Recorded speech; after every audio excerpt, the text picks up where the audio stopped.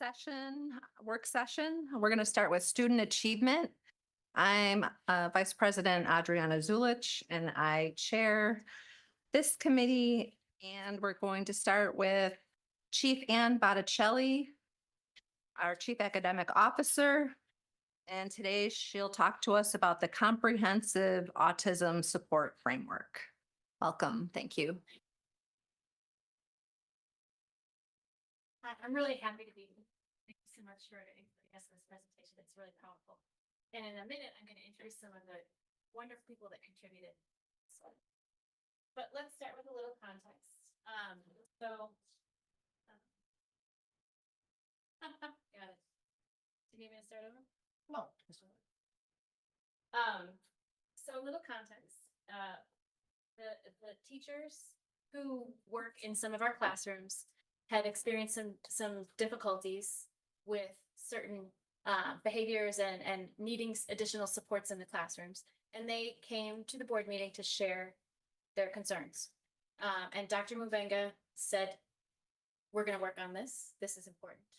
And he asked us to form a committee, which is exactly what we did. So I'm going to talk a little bit about the outcome of our committee.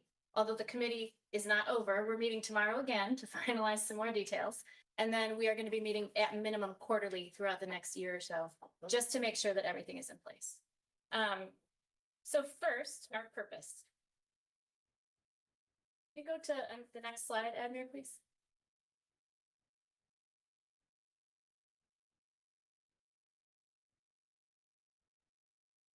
So we wanted to develop an action plan to improve outcomes for students with autism.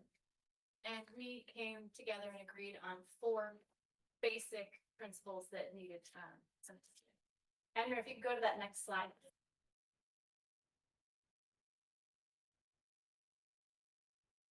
The first was student placement. We've had frequent conversations in the district about the placement of students in particular classrooms, specifically related to students with autism. We decided to take a step back and reevaluate the existing process. We talked about classroom supports. What do teachers need to be successful in the classroom, and were we actually providing that appropriately? We talked about professional development needs, and we talked about the creation of a district agency. So those were the 4 big outcomes that we wanted to achieve, addressing these particular areas. So we agreed that we would talk about changes and or enhancements to existing procedures, and then creation of new processes to address any gaps that we saw, and the potential for creating a district agency. Next slide, please. Committee members, thank you. Back to the committee members. Can you go back to, there you go, thank you. So we had a really wonderful group of people that came together. Our teachers union came to the table. Our administrators union came to the table. Our BEST union for the paraprofessionals came to the table. Our special education division was part of the process. And we were able to really come to really thoughtful strategies that we want to implement. But I have the privilege of introducing some of the committee members who are here tonight. So if I call your name, would you guys mind standing? And if you could direct the camera to the audience, please.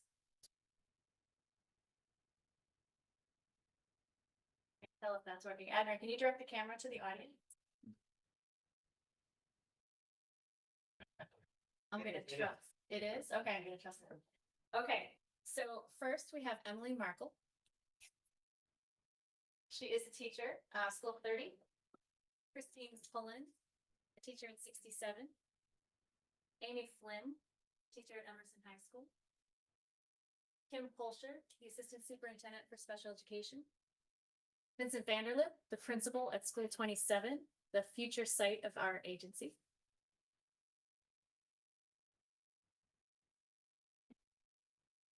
We have Nicole Herky here from the BTF. And President Nigro is also here tonight. After I've finished presenting, I'm sure you'll have questions, but I also love the team to be able to just share some remarks if they have anything outstanding they want to talk about. And then you can see from our committee slide, there were a large number of other participants on the committee. They couldn't all be here tonight, but we're so happy that they were able to contribute. We've been holding pretty regular monthly meetings for the larger group, and then I'll talk about some of the subcommittee work that we did. Next slide, please. So our process, we divided into 4 subcommittees. We did our best to ensure that there was at least one parent, one teacher, one building administrator, and one special education administrator on each subcommittee to bring a diverse perspective to the work.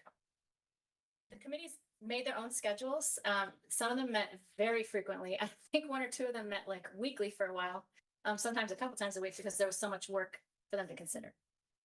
And then the full committee again met monthly, and we received updates from each subcommittee so that we could all stay in the loop and make sure that we were on the same page in terms of the committee work that was taking place. And then we were able to provide feedback to each subcommittee, things that they had to think about when they went back and met again. So the first subcommittee was student placement. So we're responsible as a district for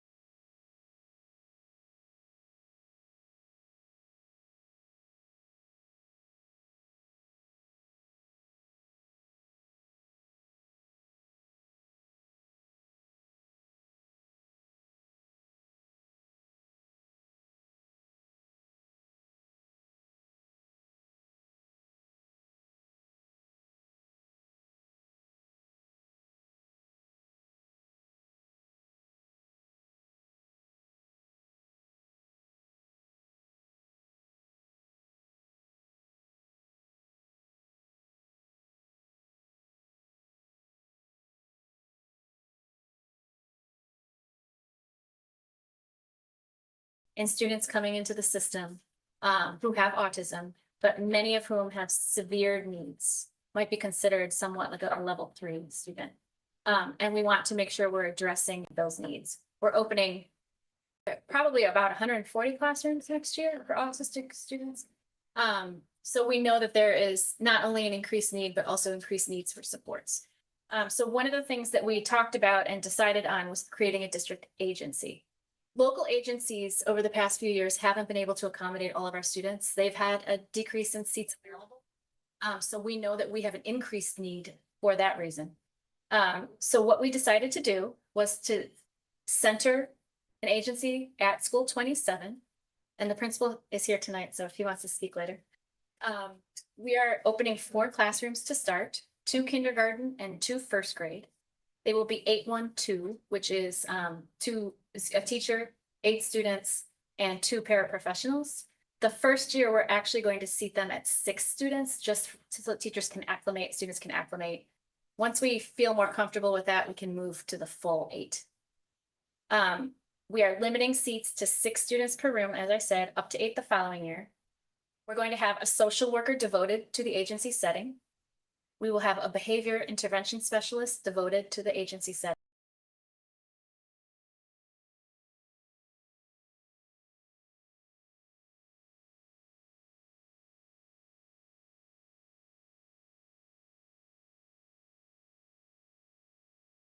Psychologists on that team will actually be able to do the work of a psychologist to support this agency setting, as opposed to using the psychologist from School 27. We will place ENL teachers as needed. So once the students are identified, if it turns out that they have ENL needs, we'll make sure that it's appropriately staffed. Same with speech. Until we've identified all the students, we don't actually know what their particular speech needs are. And the same for OTPT. Additional encore staffing was allotted to the building so that they could meet the increased need of the students. Next slide, please. So we have defined entrance and exit criteria for students because our goal is that they will not forever be in the agency because we're going to do such a good job supporting them that they will be able to transition out. So we have not only an entrance criteria, but an exit criteria, and then a re-entry plan for those students when they leave the agency to acclimate to another setting. Again, we will have a social emotional curriculum, access to a particular sensory area at School 27 devoted to these students with special gross motor and gym areas. There's proximity in the identified space at School 27 so that it's very close to the main office. Again, we will have a crisis management system in place and we'll have trained all the staff. And we're going to hold quarterly parent meetings with the parents of the students in the agency to make sure that we're meeting their needs and meeting the needs of their students, and obviously to address any questions. So right now we're in the process of interviewing the staff. So we posted positions. We've interviewed for classroom teachers, and we have interviews scheduled for the social worker and the behavior specialist. The assistant principal is currently in place. So we're actually in a very good spot. We have signed MOUs with both the BTF and the BEST union to make sure that we are honoring our end of the bargain and supporting those classrooms. I hope I'm not missing anything, but you guys can feel free to add. So we're very excited. We think this is not the complete solution, but a step in the right direction. We know that we may need to add additional classrooms in the agency as we move forward. So if the students aren't prepared to leave, it might be a consideration.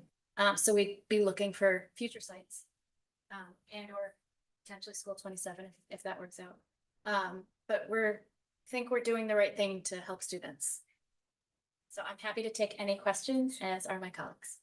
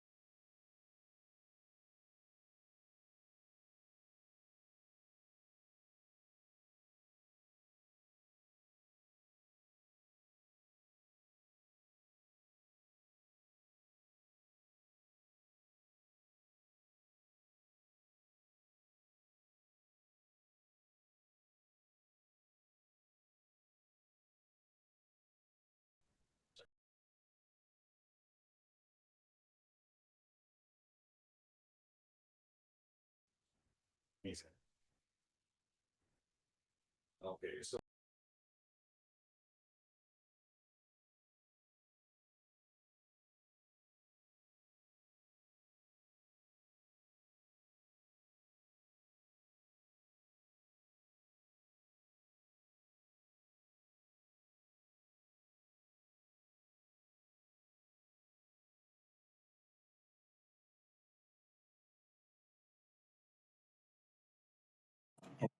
Like to see. That's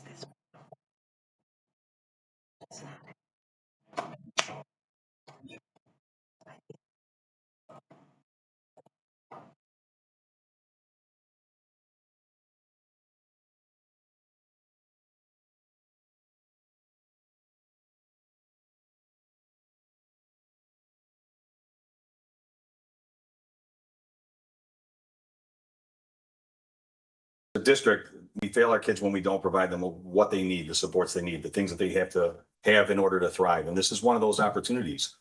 And we have seen an increase. We're going up to 141-ish classes by next year. And so this is definitely something that is needed. And Buffalo being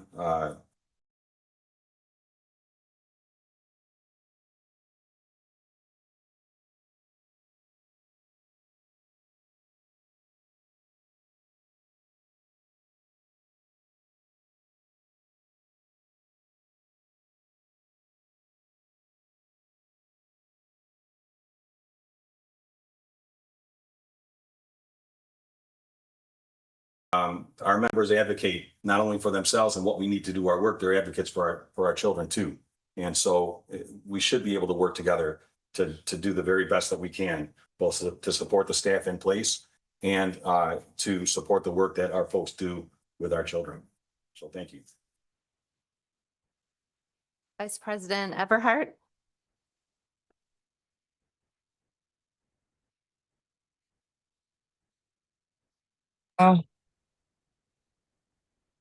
Yes, thank you so much, Dr. Mubanga, Chief Botticelli, and the Special Education Committee for responding so quickly to this need. I know when the special education teachers came out last year, it was heart-wrenching. And as a parent of an autistic child, I know firsthand how difficult it is for the teachers and the parents. So I was just wondering, Chief Botticelli, if you could speak more about the parent component, parent and community outreach component of this.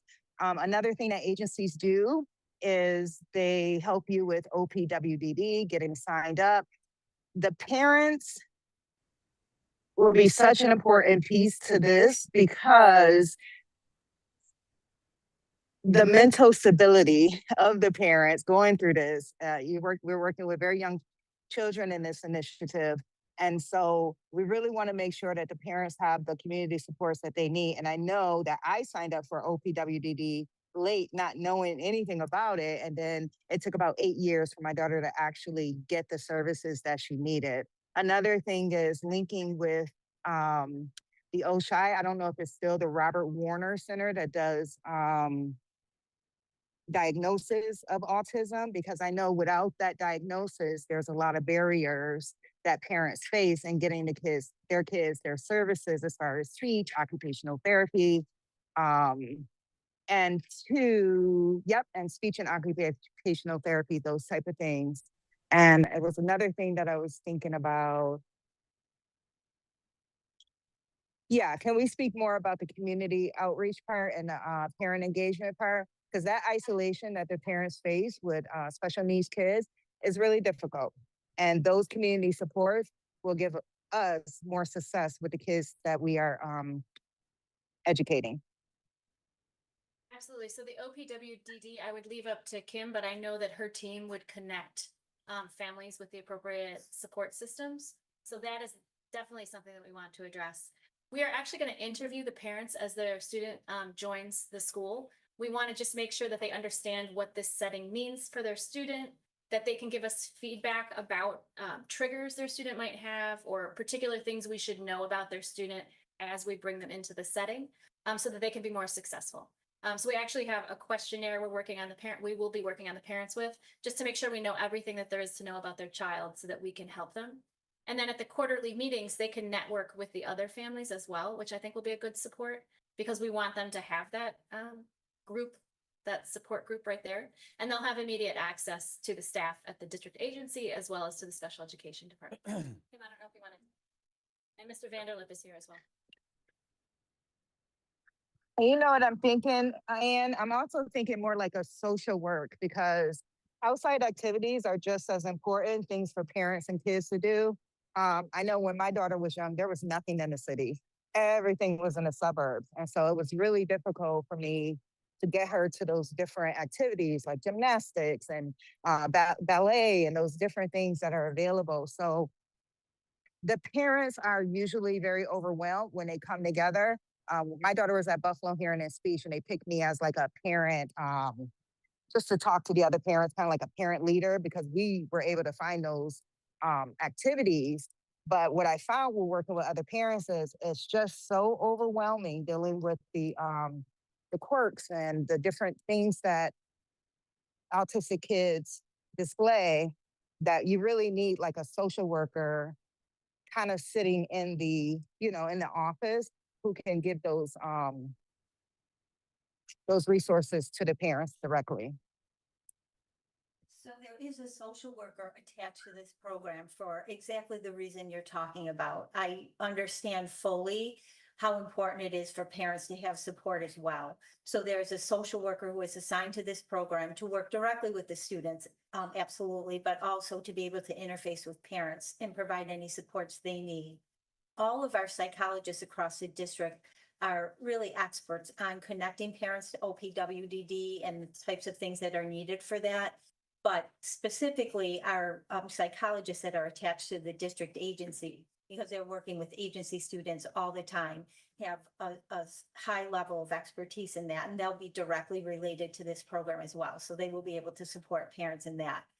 We're also linked up with Parent Network and APOT, who is the organization that provides OT and PT for the district.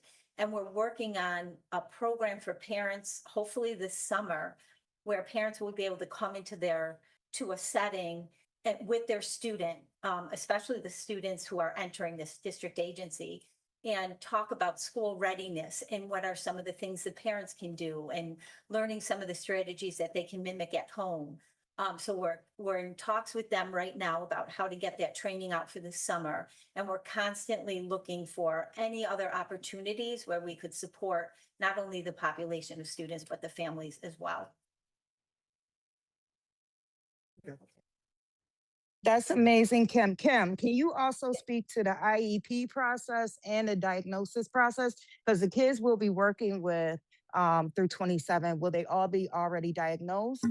They will be. These are students who are already classified. So the district agency staff will be the ones who will be doing the reevaluations for the students, help with the annual reviews of the students, working with the teachers on that process.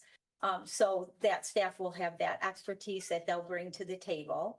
But as far as looking at the students who are really in most significant need of this program, we have a whole process in place. We have students who are currently on a waiting list for an agency setting, and we're going to look at those students first. Say, now we have this opportunity right here in our district to service those students in our own School 27, which I think is amazing. Incredible. I'm so excited about it.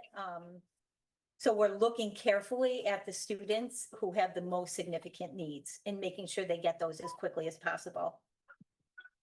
Perfect. Thank you so much, Kim. You're welcome. Yes, I wanted to comment on Board Member Scott's questions, as well as Board Member Everhart, because your questions really hit to the heart of what we're doing and why we're doing it.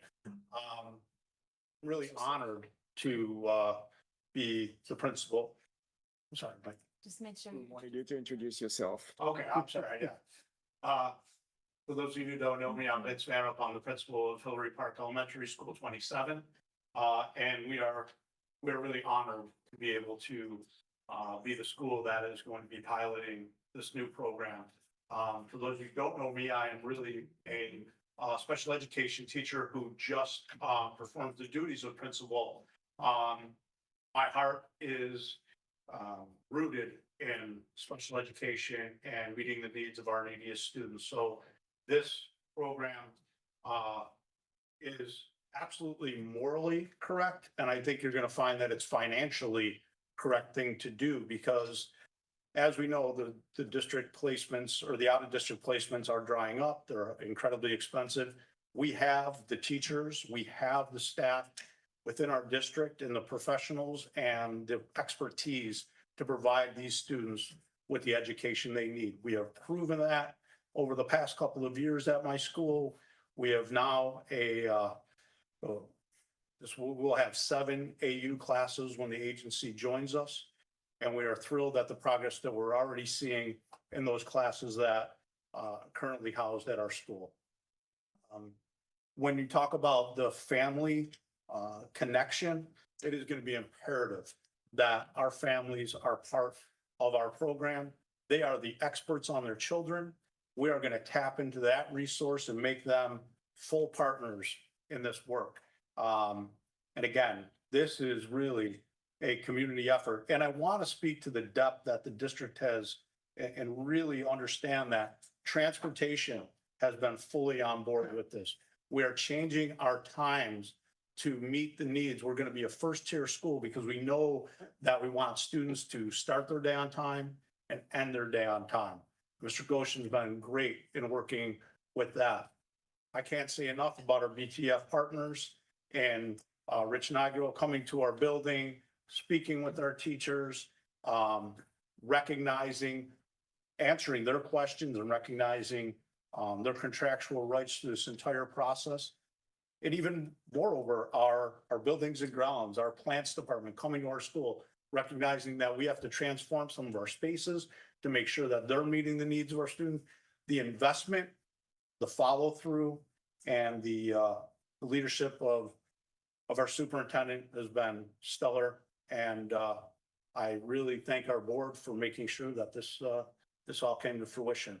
We are excited about September. I'm really looking forward to launching this program and making it the success it can be so that other schools can take part moving forward. Thank you. Did anyone else want to just say a word? I'm not sure if you guys wanted to share. Yes, happy to be here. Call on Chairwoman Rodriguez, please.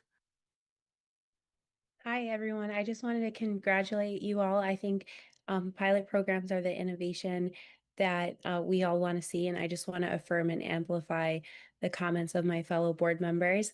I am known to always think about food. So one of the things I just wanted to say is when we're talking about the parent meetings, as Dr. Reynolds and others always do, I just want to make sure that there's robust support and food if that's available, and that we plan for the entire family. Because I know sometimes when we focus on our students that we're directing our support at, we don't sometimes anticipate the size of their family or the diversity of their needs. The other question that I had, and I know this was touched on in terms of like the entrance scheme or like criteria, but I was wondering, and I think it's kind of implicit in the conversation, if the students would all be English speaking or English dominant, and also potentially if there's a national model that we're following, because this seems really exciting. And I just maybe wanted to touch on growth, if there's kind of a growth plan that was thought about. And all these questions could be answered later. I guess I'm just really excited and I'm thinking about future possibility. So to answer one of your questions, any student would be eligible if they meet the basic criteria, but English is not part of the criteria. So we probably will have some students with ENL needs. So we would staff appropriately once we know which students are part of the program. Thank you so Okay. much. Saw that on the Oops. side. Okay, of course. And I agree with you about the food. I think that's a great idea. So maybe at our quarterly parent meetings, we can work with food service and bring some healthy options. And I think I missed the last, what was the last? Growing the program. Growing the program. So we do have a plan to grow the program. We know that it's probably likely we'll need to add second grade in the near future. But we wanted to see, we're going to evaluate how this first year goes and how many students need to remain with us. So if a significant number of the first graders need to remain, then we would probably be looking at adding some second grade classrooms the next year. But that's part of the model. We wanted to take a step back, evaluate and determine appropriate moves. And then we've also talked about the possibility of expanding to another site if we needed to hit like maybe the middle grades. I think there's probably going to be a need. Thank you so much. You're welcome. Board Member Bowen, thank you. Thank you all for being here. Thank you, Mr. Vanderlip. But about a month ago, the superintendent and I went to 27 and we had a great tour by you. And my only concern is that, are we going to get this construction done in time for September? Yeah, I've had some great conversations with Lauren Pacheco, and they are aware that this needs to be in place. So it's not major construction. They need to remove some of the bookshelves, move them to a new location, do some painting. Probably change the color. Carpets as well. And when is this starting? Have to wait till the students are done. Okay. I highly recommend any of the board members to go take a tour over 27. You'll really get a better scope of what's going on there. It's a great program and I wish you well. Thank you. Thank you. I think I didn't know if I don't know if that was if Everhart had her hand raised still. Not sure. Yeah, I just have one more question, but I can go after you. Okay. Thank you for this great presentation. When this was first presented months back, I was all for this because this is definitely what our students need. So I commend everybody in this room on, who had a hand in this. I know this is something that is very adamant with Board Member Zulich and Board Member Scott. I know this is something that's very near and dear to them.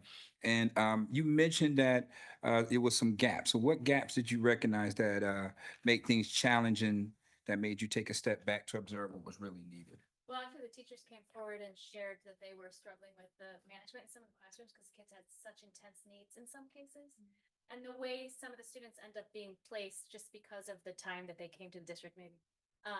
You might have a room of maybe 6 kids who are more ready for the curricular experience, and then 2 who are really struggling just to.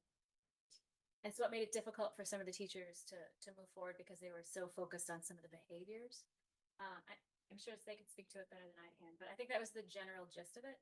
So we wanted to make sure that we're not only addressing appropriate placement, and I'm not going to say that we placed incorrectly, but we are refining that process. And we know that some of the kids are in the setting because they can't get an agency seat. So this gives us that opportunity to bring them to a more specialized setting. And then we can place students a little more similarly in their remaining rooms. So that's part of the goal. I think actually academically, many of the AU students have been really making a lot of progress because we have some very skilled teachers. So that's really exciting for us. And we think that they'll continue to thrive when other students who might be struggling a little bit more have their needs addressed in a different setting. BP.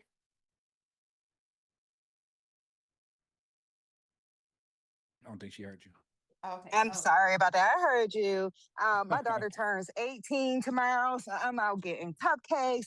And thank you, Kim Hosher, for all your help with this little girl. My God, just when you're considering curriculum, can you think about the Greenspan method? My daughter did so well on the Greenspan method, which is very similar to the Montessori method. So what it does is it just follows the kid, like Montessori, y'all know, it follows the kid's interest. Let me tell you, my daughter plays 5 different instruments. She just played Vivaldi and Canon D at the talent show at City Honors. And it was so elegant and so classical and so beautiful that she actually lost because I told her play something fun that people can clap to. But this is how brilliant this kid is. And so I attribute the Greenspan method to that because her interest from day one was music. And they followed that all the way through, with starting with music therapy, art therapy, Buffalo Hearing and Speech, got her off of the pacifier, got her off of the diapers and off of the bottle and playing piano by age 3, just from the Greenspan method. And so once we got over to BPS, it was a lot of that too, but it just wasn't as, it was more inputting, because what we know about autistic kids is that they're self-directed. And so they are not tabula rasa, you know, they're not a blank slate. They kind of have their own idea of where they're going. And so to follow them, you can really curb a lot of those behaviors. So thank you, Kim, for your help. And, you know, just, I'm so excited. This little girl, 18 years old, y'all, going to college, autistic, amazing. Thank you. Any information on that program, if you want to share it, that would be helpful. Will do. Thank you. Board Member Rodriguez, is your hand back up? It is indeed. And then you, and then President Evans Brown next, please. Fantastic. Thank you. I just wanted to also commend parts of your presentation that I found the most compelling. So the early communication in terms of the orientation materials you talked about creating, those are kind of the ways that I feel that your department has implemented a lot of the things that the community has talked about. And I'm really excited that those are being created. And I would love if Dr. Mubanga feels comfortable for you to share them with us when you feel ready. And I'm really excited to talk more at later stages about the kind of unique opportunity for parent engagement. And then also just wanted to second and affirm VP Everhart's perspective that I think in my lived experience and my knowledge that art therapy and music therapy are really impactful. So I'm just really excited about all the possibilities and would like to see the orientation materials if possible.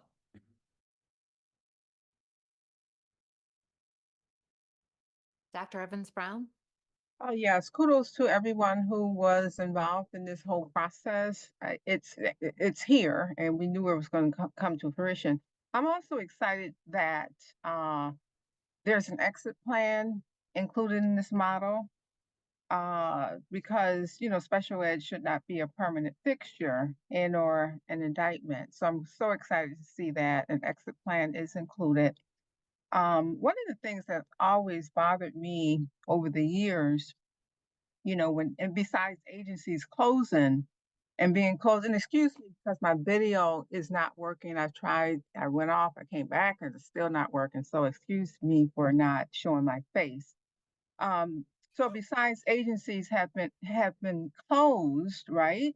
That increases the number of students that we're servicing. I often wonder, what other variables are you seeing um, or factors that contribute to the increase of autistic special ed students? Because we're seeing a lot more I than think we've that is ever had. a very pertinent conversation, and we've been trying to determine what potential causes there could be. There was a recent change in the diagnoses. So it's possible that more people are not only aware of the possibility that their student might have AU, but have also reached out to get it verified. So we think that nationwide that has probably had an impact. There's always the possibility that COVID prevented some students from receiving early intervention. I'm not sure we'll ever really know, but it is very possible that the parents weren't able to connect some of the supports that they needed with their students when they were younger. Is also in our area, we don't know how many students might have had AU in the past and weren't diagnosed. We have students that are sometimes deemed OHI, other health impaired, and it's very likely that those students might also have had autism but didn't receive a diagnosis because the school district doesn't really diagnose, the doctor would. So we also know that we're losing Interesting. seats at the agencies. I'm sure there's a lot of reasons for that. They just haven't been able to accommodate our students. They're down teachers. We've actually hired some of their teachers. There's probably a lot of reasons why the seats aren't there either. And so we're seeing more students coming to us that might have gone to an agency in the past. Well, thank you for that. Kudos to you guys. Thank you. Thank you. Yes, thank you so much. The district, the board, I mean, we want to be responsive to our students' needs, to our teachers' needs, classroom needs. I love everything everyone's shared so far. Like, can you imagine though, if the federal government fully funded IDEA, the Individuals with Disabilities Education Act? And there is an opportunity to go to Washington in February. Board member Scott, our congressman, is an ally. He was an occupational therapist in Buffalo Public Schools in his previous life. I'm wondering if we can partner with or just talk to pediatricians about early identification. So I think like all these things are connected, like OPWDD, it's so much easier if you have a provisional diagnosis young to roll into it. Or maybe parents aren't aware about not, speaking, or if they can help with that process, because I know one of my children had a 14-month wait for an evaluation. And in that time, like it's a long time, that's over a school year. And I did see parents on the committee, getting more parents would be great. Let's see. Oh, food therapy is something too I wanted to bring up. So access to food is so important. But I know some students who we've had occupational therapists who have helped, and they can eat so many more foods now. They had aversions and were able to work through that. So it's a little bit of a pivot, but kind of related. I was just wondering if you could tell us a little bit about bridge classrooms or NISA, because I don't know if we always think about when students are older too. We actually did talk about Oh, this did- a little bit briefly. It is not related, it's tangential, but so our New York State Alternative Assessed Students, or NISA, do not use a typical curriculum. They're not going what you might call the Regents track. They're not going to earn a Regents degree at the end. So we have them in a separate setting with separate curriculum. And we are moving to a particular model we've called Bridge, because we've also received feedback from staff that in some of the classrooms, they aren't able to take the students out into the community because some of the students have such strong needs that it's not possible. So the whole goal behind NISA is to acclimate students to the community, get them prepared for life. They learn how to ride the bus and go to the laundromat and do a lot of things, daily living skills. And when they can't go into the community because perhaps one or two students aren't prepared for that, it affects the program for the other students. So the bridge proposal is that we would staff some rooms with an extra aide, and those students would not immediately go out into the community. We would work with them with social emotional lessons and more observation and feedback with the staff to get them prepared to eventually go out into the community, because we want them to access that program as well. But in the beginning, those students would remain at their home school. So that's why we called it a bridge, because it's a sort of a bridge to going out in the community. So we've opened 2 rooms at an elementary school, 1 at a high school. We're looking at the possibility of a 3rd middle level. Thank you so much. And then maybe, yeah, with case managers too. I know like APOT has a summer program. Not every student gets extended school year. So you still can go to have that like continuation of services out in Cardinal O'Hara, but it's available. Well, thank you so much. I'll call to schedule a visit. Thank you for your presentation. It's exciting.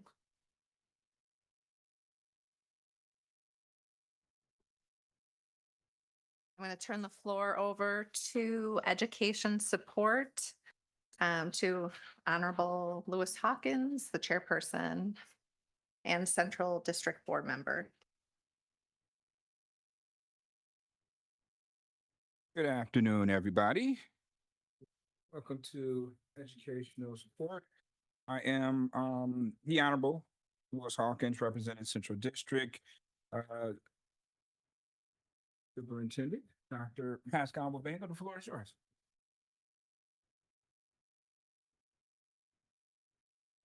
All right, thank you, sir. I think the next person that will be presenting is going to be Mr. Joseph Goshen. I know in the absence of our COO, Joe was willing. I know he was supposed to be out of town, but it made it really possible to come and be able to present tonight. So without further ado, Joe. Hi, I'm Joe Goshen. I'm the Director of Transportation. I've been working for BPS for 15 years in transportation. I started as a router, senior router, supervisor, assistant director, and now I'm director. I've been director for about the last 4 years or so, 5, I can't remember. They all kind of blur together. So I want to here to talk about route sheets, and it's pretty interesting because it's kind of the culmination of everything that we do ends up on the route sheet. And can I see my first slide, please? And the reason we have route sheets are for safety, consistency, and communication. And everything I'm going to talk about today is a wicked oversimplification of what we do and how we have to put things together. But this will give you a good idea of what we do. We have about 1,200 routes in the morning, about 1,200 in the afternoon, and about 300 miscellaneous routes between midday shuttles and ELT that we create. So we have, the routes involve two things, points and lines, basically. What I'm going to talk about first is the points, which represent the student data. All of this data comes to us from somewhere else. So it's external and we get this data continuously. There's constant changes daily that come in. So we have to work with all these different things. We have charter schools, non-pubs, McKinney-Vento office, foster care. We have to get the student information out for IEPs. We have to have daycares when they're going to second addresses. We have schools that make different requests, parents that make different requests. So we have like tens of thousands of input points and, a bunch for each student, and then they become points on a map. And that's what happens with this. So once we have all those points on a map, we go to the second slide, please. And now we talk about what we do. This is internal, what we do, the transportation department, and it's continuous. We're continually making changes.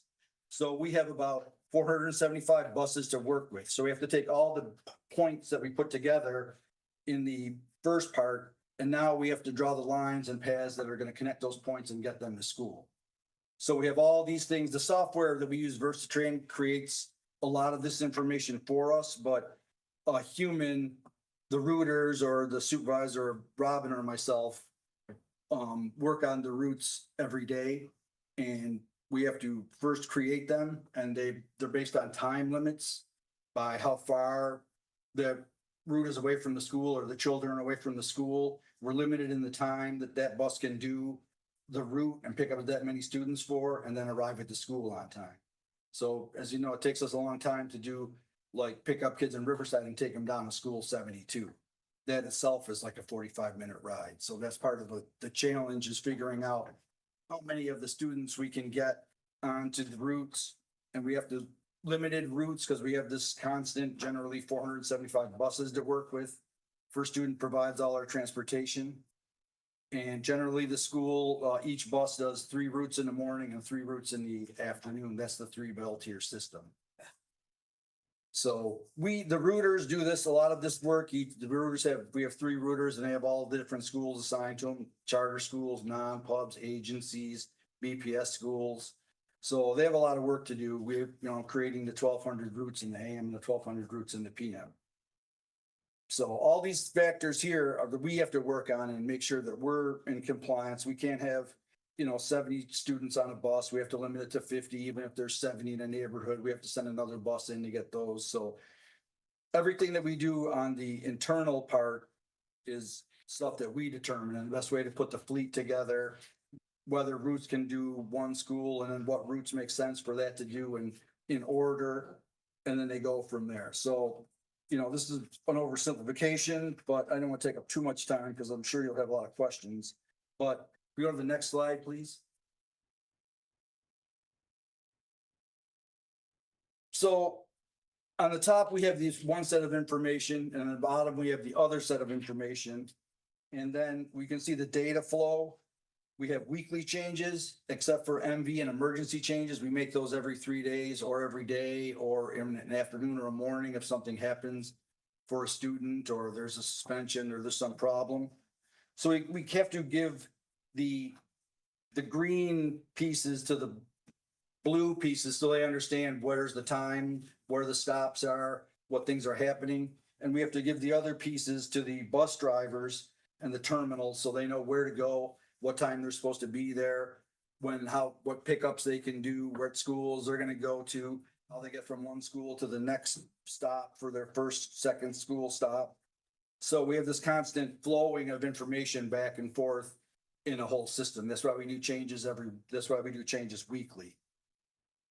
So we have then, once the changes are made, whether they're student changes, we have to put the students on new buses.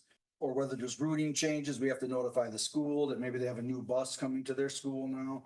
So that's why it takes us every week to notify, to make sure all these notifications go out for all the schools that we do, you know, including the charters, non-pubs and agencies. And involved in that is we have about 26,000 students on yellow buses. And we have about 18,000 for BPS, 7,000 for charters, and about 600 for agencies, and about 500 for non-pubs, the Catholic schools that we do. Those are just the data points that we pick up. So all those students are on routes. One of our 1200 AM routes or one of our 1200 PM routes. So this is the flow of information. It goes back and forth. And basically, once that's done, we go to the last slide, please. We come up with the route sheet. So the route sheet has a bus number. It has a terminal that it's out of. Can we go to the next slide, please? Then we have what time it needs to leave the yard to be on time to its first stop. We have directions for how it should get there. And then when it gets to its first stop, this is the student data. This is the point. It's picking up this student, and this is a special needs student. This has some of the requirements, like this student's allowed to have headphones. This student has autism. This student requires an aid. The student requires a harness. The student requires air conditioning. So we put that information on the route sheet so we can make sure that the bus and the terminal and the driver making sure all the criteria are met for this student. And then with the route sheet would continue on, there'd be more directions, and you'd pick up another student, and we have that student's information here. Then would go through the next students picking up on its route. And then eventually it would head to the school and arrives at the school at 7:20. So that's an overview of our whole system, basically, and how the route sheets work. And the points that go into it, the information that goes into it, and the information that we create. And then we deliver these to first student every week. They print them out, give them to the drivers, they give them to the aides, so they know what they're doing, because their routes change daily. We process probably about maybe 150 changes a day on average, maybe more. And then we get that information weekly, so we'll make the changes. Then the next week we'll export out all that information, give it to schools, give it to the terminal again. And then we just keep repeating that cycle weekly over and over again as we go. So it's just constantly changing, the constant flow of information back and forth. If we route a student that's outside of the week time frame, we have to notify the schools of that. We have to notify the terminals of that. We have to notify the parent of that change. We have to make sure everyone gets notified so they know what to expect and what buses are going to come and what time their students are going to get picked up, where the drivers are supposed to go, what their directions are, the route they're supposed to follow. And, you know, that's basically the route sheet process. So you can see they're very important to what we do. It's, like I said, the culmination of all of the work that we do, all the inputs and all the routing that goes on by the routers. And I'm open for questions. Yeah, this is very informational. It gives us some direction on all the phone calls that I get every day on bus not arriving, or obviously, you know, we late every day. And that's kind of like a very important piece to our students. We can't educate them if they're not there. Can't educate them if they're not there on time. If they're late, then they're behind.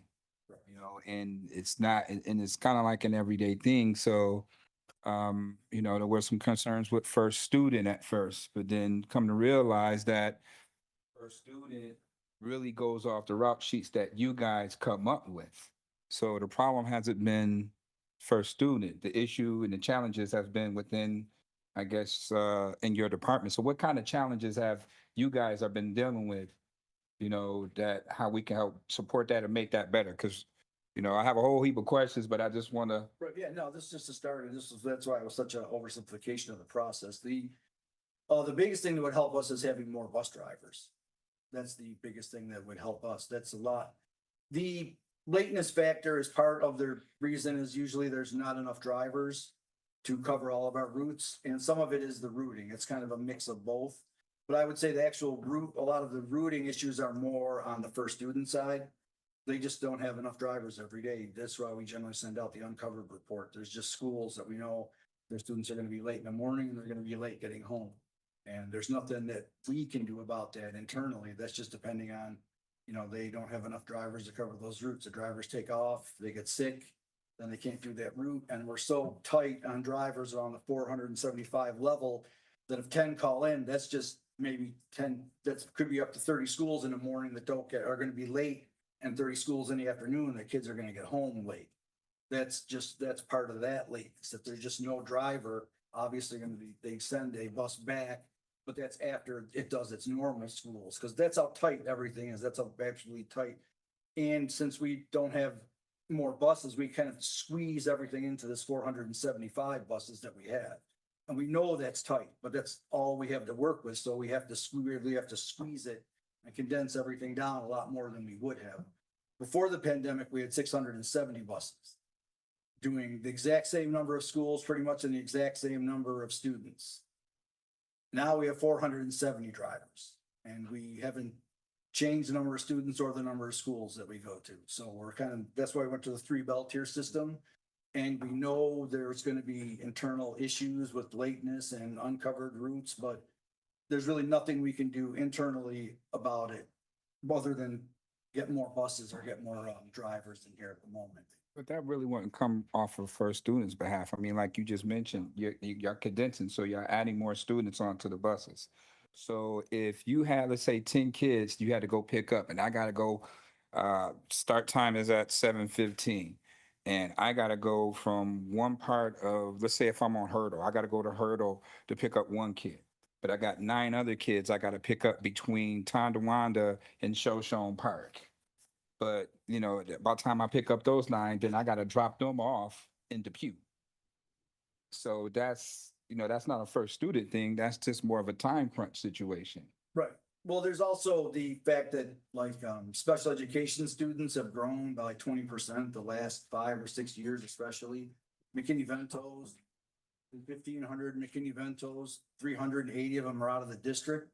We have 8 buses that just do McKinney-Ventos out of the district that we can't use in our fleet. We have problems with some of our charter schools. Their times don't match up with our times, so those buses can only do 2 schools instead of 3. We have all these increasing needs, and the fleet hasn't been increasing in any way, shape, or form. So until we can get more buses, and we do route them as efficiently as possible. And we would rather have like 2 buses late 5 minutes than 1 bus late like a half an hour. Is kind of our thinking on some of that. Sometimes it's longer than a half hour. Certainly. I have principals that said they've waited an hour and a half for buses to come. So like you mentioned the route sheets. Now, how many of these route sheets contain errors each week? Errors such as?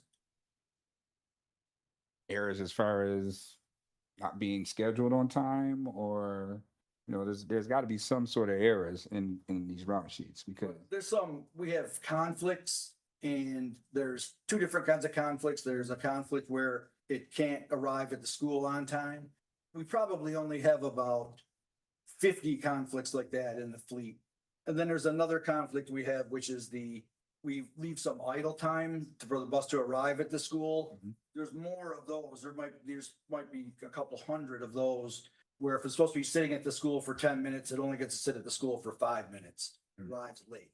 Like all the buses aren't there exactly at 7:20, some or 7:15. Some might get there at 7:10, but some might get there like at 7:19, 7:20 itself. So those kind of conflicts. But the true conflict, the ones that are actually, we know are overlapped, like a route starts before that's supposed to drop off at the school, those we fix constantly, and we move buses around and we fix it. We get input from the terminals. we're working on that continually, especially Robin, you manage the fleet more or less. Make sure those don't happen. Those, we only find out about them if somebody tells us. We kind of have to assume that things are running, and even the lateness and the other things, we always investigate it and see what we can do. And sometimes if there's just no bus or no driver, or there should be no reason unless it's uncovered that the route bus should be like 30 minutes late to a stop. It's not routed that inefficiently at any given time. Okay. Oh, I'm sorry. That was it. I do see Board Member Scott has his hand raised. So Board Member Scott, the floor is yours. Thank you. I've been following this for many years before I was even a board member, and it remains a huge challenge. I've been to the first student stations and to BPS transportation. I see the hard work that Director Goshen and all his staff put into this. So complicated when you add in the charter schools, the McKinney-Vento, Catholic schools, privates, everything. And certainly if we don't have enough bus drivers to staff the buses and the routes that we have, that falls on first student. It's just like we contract out, I believe, for OT and PT services. If they're not adequately staffed, that's not the district's fault. That is the company that's providing that staff. And Director Goshen knows where I stand on this. And I don't know if you want to provide any insight from last year that you shared, but we continue to bus so many students, many miles across the city. And we learned recently from a study that was done that in most cases, it's being done against the parents' wishes and not in accordance with true school choice. So I don't know if you have those on hand, Director Goshen, some extreme examples of some routes where we're picking up so many different kids from a particular area and busing them across the city, and how that really taxes the demand on transportation. Oh, well, yeah, that's basically our biggest problem is geographic to some degree. We bus students pretty much from every part of the city to every school. Like somebody asked me, why are there 40 buses at Maryland and Efter? That's because there's 40 schools that have students that live in the Maryland Efter area and they get on that community stop. It's not that we want to send 40 buses there. It's just that those students they go to all schools all over the place. So, you can just see the inefficiencies in that. I know even on your street in the past, you were like, why are there 7 buses on my streets? It's because on your corner, there were 7 schools just at the time, buses coming just at the time you were leaving for work yourself. Those are the buses that you see, not to mention they're there from, there might be 10 at 7 doing the 7:20 schools, there might be 10 doing the 8:15 schools, there might be 10 more doing the 9:10 schools, all at your corner.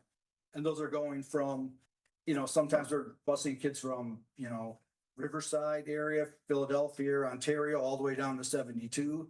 Like I said, that ride itself is 45 minutes. And if it's a middle school, you can only pick up a couple of kids and make it on time down to that school.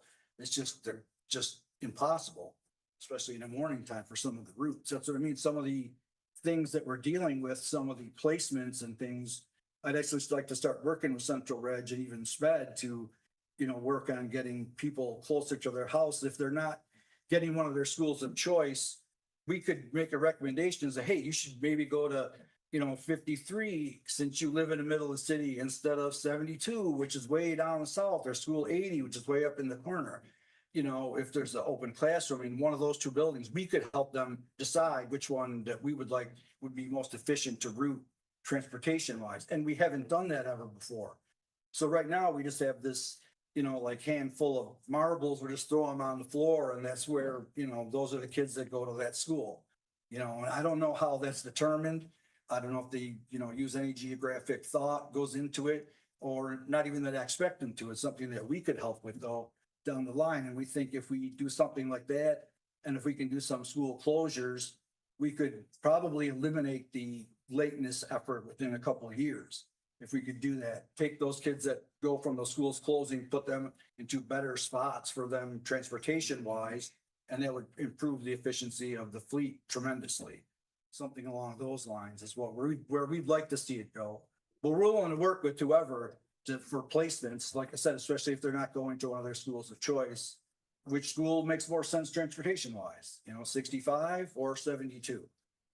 One of them is going to be better. If they're open spot in each classroom, we can help determine that just based on where they are in the city and where the routes are. I get that, but closing schools cannot Thank be you, the Director answer- Goshen. Not be the answers to everybody's solution of closing schools. Board Member Rodriguez, you had a question? I have several. I have about 6 to 7, so I just wanted to kind of sandwich them and then give a break, and then if you could come back to me.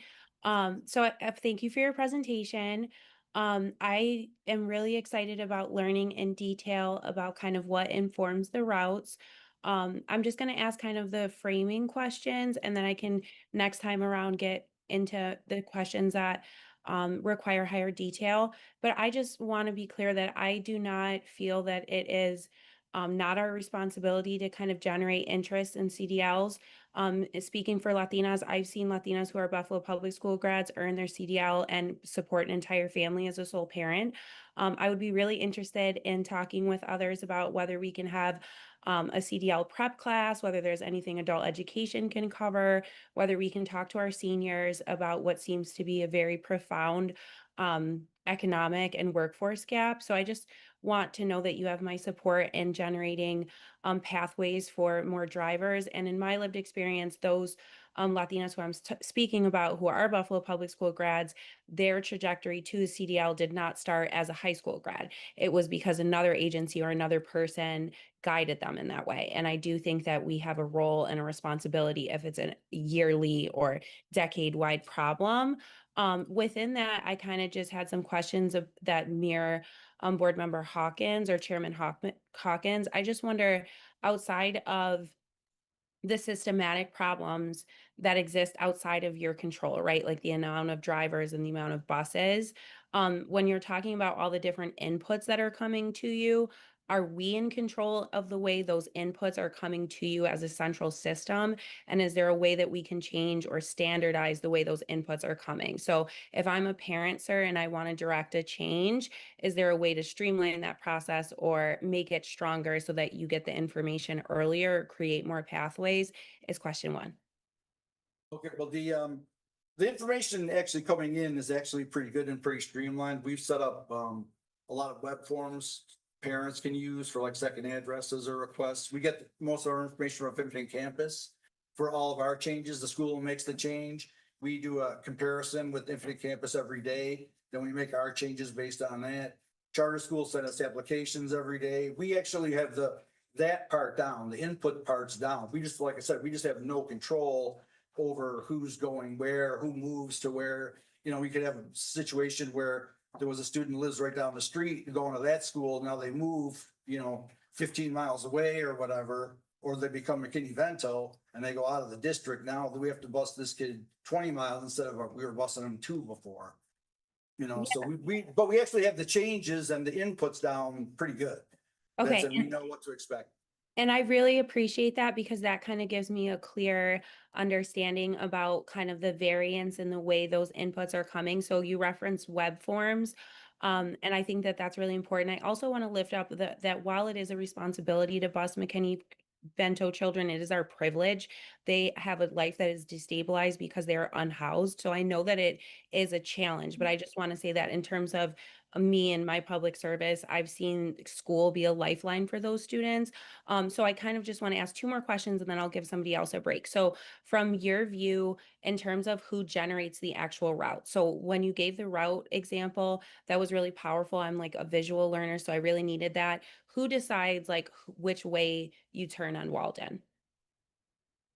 Well, we have some general guidelines. We Okay. try not to turn left on busy streets because the bus is just waiting at the intersection if we can, right? We have some general things that we do. And a lot of it's just based on where the student is placed, the next student that we have to get along the route, which way it turns. But that's something that we do generally based on just the shortest time that it would take to go from one student to the next. That's the whole theory of routing: shortest distance, shortest distance, shortest time, shortest time. between students, and then ultimately you get, an optimized route at the end of that. Okay, So- and is that computer generated or is that generated by like an actual person? No, that's generated by actual people. Okay. And we control some of the system we have different miles per hour for some of the streets. Like Right. we have Bailey at a very low miles per hour, so we know it takes longer to go down Bailey Avenue. So we factor those things in. We can build those into the system to create more time correct routes. Fantastic. I really appreciate your your response to my question. And my next question is, how do we receive or do we receive information about like the work or construction that's going on? Because all of the variables that you have, and then if like a street is shut down or there's like in my neighborhood a water main break, like how does that information come to you? Usually comes from Don Pluto from the city. They're very good at sending out when things are closed. Like we Okay. knew about the big project on Lafayette and West, or one of those streets, long before it actually started. So we closed that intersection down, had to move some students around because that's a long-term project. We know when some bridges were closed and stuff, then we shut that down, and buses will have to be rerouted accordingly after that. We find out from the city mostly. Okay, and then this, I swear, this is my last question this round. Is there a most expensive district? Because like, for example, I know like from my lived experience in the Latino community, a lot of our bilingual schools used to be walking schools, right? Where like people were walking down Virginia or what have you to get to our bilingual schools. As rent has increased and as the Latino community has grown, as you alluded, we've been pushed out to the periphery, specifically some of the places you mentioned, like 14207 in parts of which I represent. So like, is there a district that costs the most in terms of busing? And if you don't have that information offhand, if maybe we could revisit it, I would be really interested because I know that the population shifts as well as the increase of rent has really pushed some of my neighbors to again the periphery. And I feel like my district may be a very expensive district for busing. I know you used a couple examples that fall inside my district. And then if you could come back to me, Chairman Hawkins, for the rest of my questions, I would appreciate it. Okay, well, actually the expense is, doesn't really matter. But let's say like a first tier school, we might be able to get the students to 500 students to school on the first tier in 10 buses, okay? Because those routes can be a little longer because they can start earlier. But for our second tier school, we might have to use 20 buses to get those 500 students to school because those routes can only be 40 minutes long. And then instead of the hour, like the first school, and then the same for the third tier, we might have 20 buses for the third tier for 500 students because those routes can only be so long before, between schools 2 and 3 to do it. So basically it depends on, it's based on the time constraints of the routes. Okay, Basically, so determines the number of buses. is there so I guess we can come back to this too, because what I would be really interested in to see is like transportation specific data for my district. So like you're saying, if there's a district that has like the most number of routes, or like the most buses that are late, something like that. But we definitely can come back to that. I really appreciate the detail in your questions. And this is an area like obviously the rest of my fellow board members that I'm really passionate about. So I appreciate you appearing also in person. Just for probability's sake, if there's 20 buses at a second or tier school, it's more likely some of those are going to be late than if we have 10 buses to a first tier school, just because of the numbers. They're more likely to be uncovered. They're more likely to run into problems on the street because the time is so short that they have to do between the routes. So just the more routes it has, the more likely they have late buses going in. So I'll say is the generalization. I guess I'm not asking my question right. Do we ever break down transportation data like you're alluding at the district level and report it up to the district, or does that board member Bowen, does that happen in the transportation committee? But not that I know of. Okay, thank you.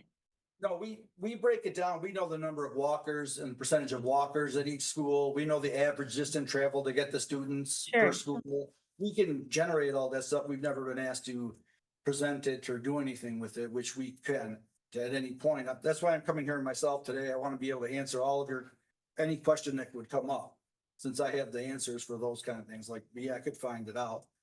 you know. Yeah, that's I really appreciate, also, I just want to commend you. I really appreciate you volunteering to get involved with registration and streamlining that and suggesting that your department be part of those decisions. I think that that's a sign of future innovation to come, and I'm really excited about what that could look like going forward.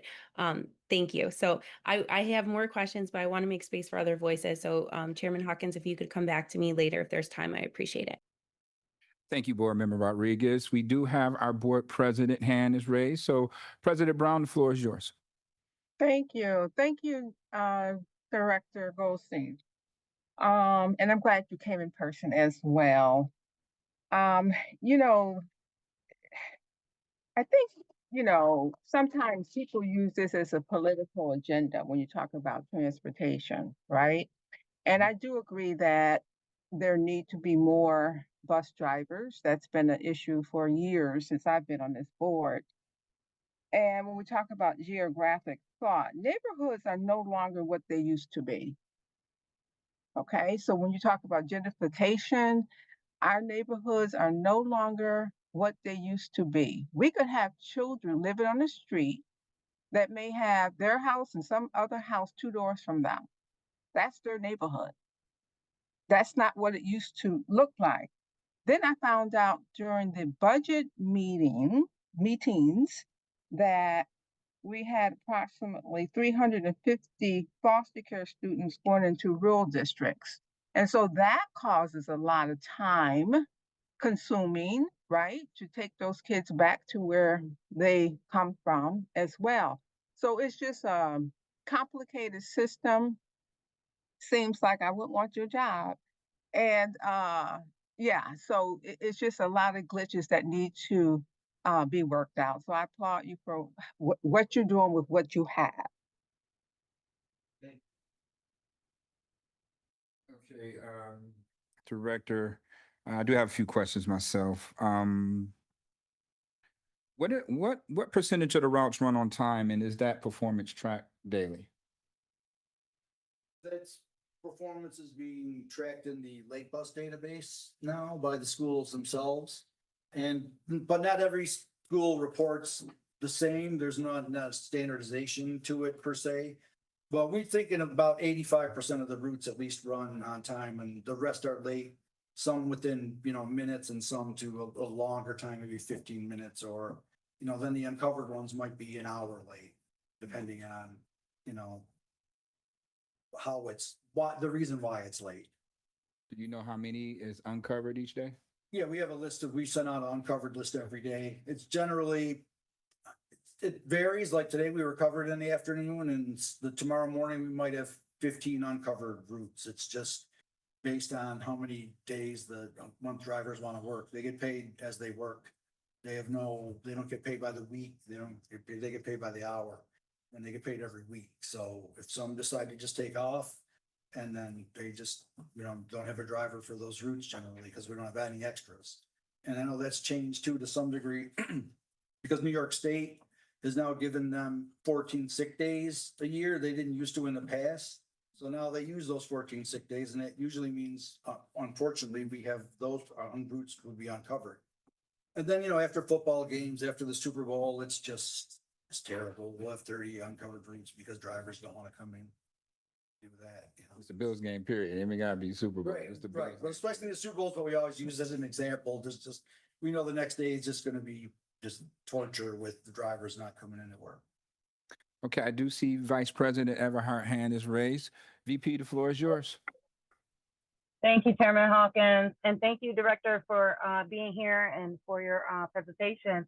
I know this question has been asked over and over again last year, especially that was my first year on the board, but have we invested in AI software yet for route development? We haven't per se invested in. We did have First Student do a AI analysis of our routes, and they were found to be extremely efficient in the past. We haven't had some of the places where they've generally had AI do things, they've had some major problems. Like they had to delay school somewhere for like a month because they had AI redo some of the routes, and yeah, they were efficient, but they just didn't work in the system. So we have to be careful. There's a lot. That's why we The routers actually are required to be bus drivers before they become routers, so they know the area, they know the streets, they know the times, they have a feel for the whole thing, which it's hard to build all that into AI. It's like I said, it's an extremely complex system of one-way streets, of, knowing which of the roads to travel. Then besides that, like I said, we don't know where the students are going to be placed. We might just have a student pop up somewhere we don't have a route anywhere nearby tomorrow. The new student comes in. So there's nothing that AI be able to fix about that. Just the constantly changing system that we have just creates some of that instability, whether AI was running it or not. But I would welcome AI. It's just extremely expensive, we know, and we've looked into some funding for it. And part of the problem with AI, as we investigated, is that AI would be an excellent analysis if we could change bell times at will. That's what its true power is. Like, it might say, this school really shouldn't be 8 o'clock school. These are the schools that should be 7 o'clock. These are the schools that should be 8 o'clock. These are the schools that should be 9 o'clock. We can't change that. So that's part of why, like, it ties AI's hands. Like, you could run millions of combinations, but without changing the school times, there's really not much else that can change in the system. The rest of it, we've been doing it for years and we've done it extremely efficiently. And like I said, we try not to blow things up year from year. We try to keep what's working and try to improve on what's not working every year. But yeah, I don't see, because we can't change the bell times, AI would really not have an impact on what we do. Yeah, as board members, we get the opportunity to go to different conferences, and we have engaged transportation companies who use AI, and they say that it works really well. I know the initial knee-jerk reaction is kind of to push back against AI, but I was wondering if maybe we can do a little research into it just to see. I know GPS has improved over the last 5 years tremendously. And so with AI and GPS, it seems like other districts are actually doing well with it.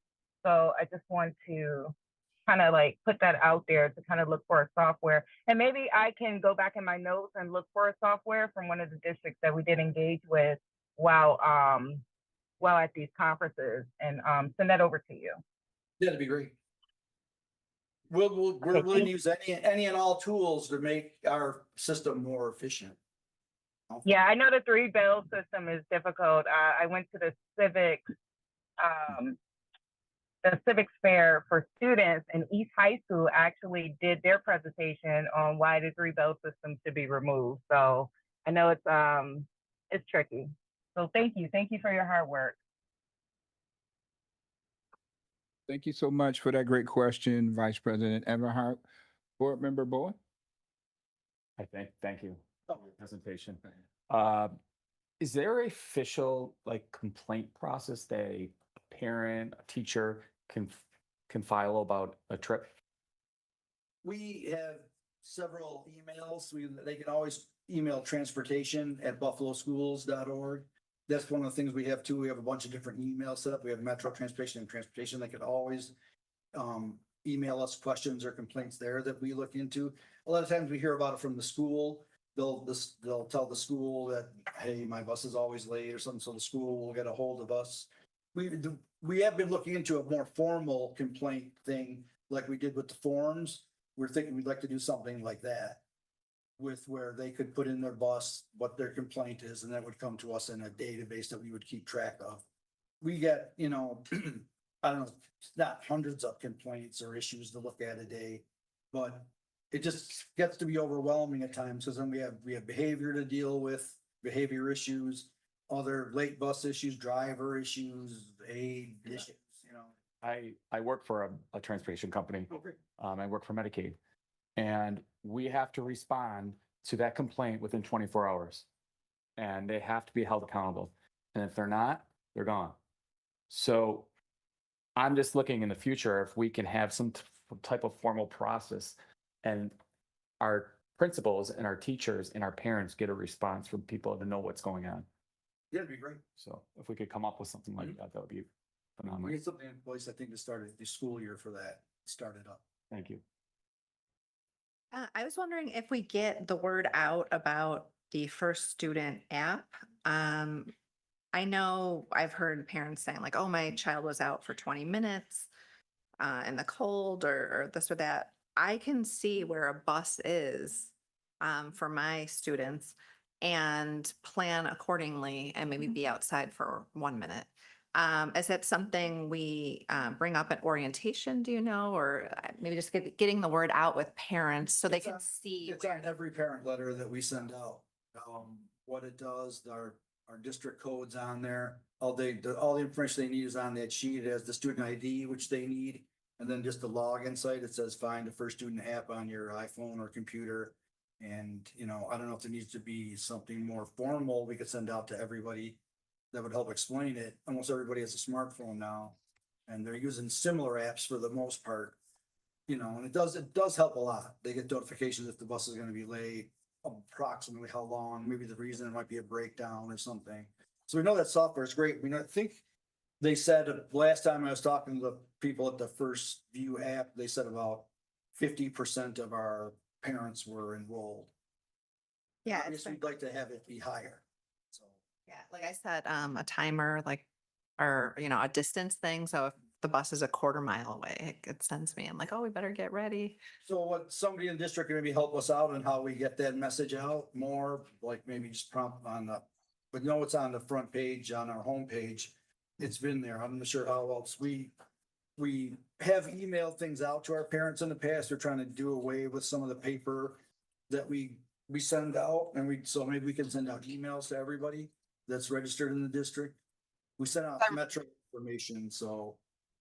Director Goshen, I can chime in for a moment because the Department of Family and Community Engagement also helps to amplify not just the fact that we have the app, but how to use it. So there are brief video clips that are posted on the social media pages, and we do that periodically. So it's something that we can do more often if necessary. And we also do send that information to families by way of the School Connect email as well. That's great. That's why we rather go to email format, because then they can just click on the link and it would take them right to how to use it. Click on the link, take them right to get the software, that kind of thing. That's why it's all in one spot. That's why we'd like to Absolutely. do, electronic eventually for all of our stuff, but something like this informational thing, that would be a great use for it. And, we'll have to hook up and see what we can put together to send out to everybody. Yep, and we can certainly increase the frequency that we share that information and we market it. Let's talk. Okay. Thanks. Okay, Director, I do have a few. 3-bell system. Can you explain to us what 3-bell system is? Right, it's just basically schools at 3 different times, and the idea was, because we lost so many buses, it's on 7:20, 8:15, and 9:10. We came up with it because when we lost all the drivers after the pandemic, the students were losing a half an hour of instruction every day. They had to end early and on both and finish up early on the other, so the buses could have time to do the schools in between. So the 3-bell tier gave them back that half an hour of instruction that they were losing. But like I said, now we just have latenesses instead. Before everyone was losing it, every single student in the district, just because we went from that huge cutoff for the huge drop in drivers from 670 to 470.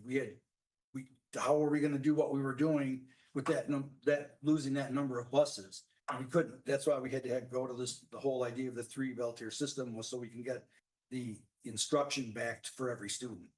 Are we getting that instruction back? Because buses is hours late. Every still. buses that are on time, we're getting that hour of instruction. We're getting that instruction back for every student that's on time. We're obviously losing it for the buses that are late, but overall, we've acquired way more hours of, students being in school than have been lost to school doing the 2-tier system. It doesn't seem like it, but it was just when it's everybody that was losing that hour, it was different. Now it becomes more apparent that, the ones that are losing it are missing it. Before, it was everybody, all 26,000 students were losing instruction under the 2-tier system. So what was those times again? It was 7:15. It's 7:20, 8:15, and 9:10 are our 3 tiers. Okay. I mean, we have a lot of schools that's in receivership. We have schools that's in CSI, and those are schools that definitely need to be on time. That definitely needs to be on time. So with that being said, how much overtime is being paid because of these routing issues? I'm not sure. I don't have those numbers. I'm not sure how they're kept at the school and how it's dealt with by the district. We know there's always been late buses. Even when we had 670 drivers, there'll always be late buses due to whatever circumstances they're going on, or they get behind a garbage truck, they could be late, or accident, then that bus is late, might be late for the second school. I think we'd like to work with the district on a plan to come up with how we're tracking the number of hours people have to stay, and then how we're gonna pay them. The part of it is we know that there's been, each building handles it differently. There's been no standardization on how it's handled across the district. And I think that's part of the issue. We don't work with that. We could maybe, work something out of our budget to pay the people that are late, or maybe we should just have, two teachers' aides at every school planning on staying late for whatever reason. And then that might deal with some of the late bus issues for overtime or whatever at the school. We have some ideas, but we don't handle that type of stuff. Who would handle the data in reference to the overtime being paid? What was that? Who would handle that? Yeah, Overtime, it depends on every principal that stay in the building. They may have an IA that is staying as well. Those are overtime that's accrued from that school level. I was just wondering that. And last one for me. I was gonna say, one of the things with ELT, we have administrators and people in the building, so some of the buses are late, they already have ELT stay with them, so there might not be any overtime for that, because there's already a program going on in the school. And sometimes if those buses that don't come, we send them home on ELT buses just to get everybody home, so that's helped a lot with the overtime thing. There's somebody in the school till 6 o'clock at some of the schools. I appreciate that. I do see Vice President Everhart had her hand raised. Vice President? Yeah, thank you so much, Chairman Hawkins. I just want to circle back real quick on the employment issues. Do you know what the structure is? Are they part-time workers, full-time workers? How does that work? I believe they're considered part-time workers by first student. Yeah, we pay them a lot of money. I'm wondering, since that seems to be our second biggest problem, if we could, especially if we are their top client, if we could put pressure on them to hire full-time. I understand that gap in the middle of the day as to probably why they wouldn't want to, but the job just doesn't seem. I have family members who drove in for first student and who have switched over to NFPA, who pays less, but just offers that living wage and that stability. And I think the problem with first student employment is they just don't offer stability, to where that's why we lose drivers. Right, it used to be.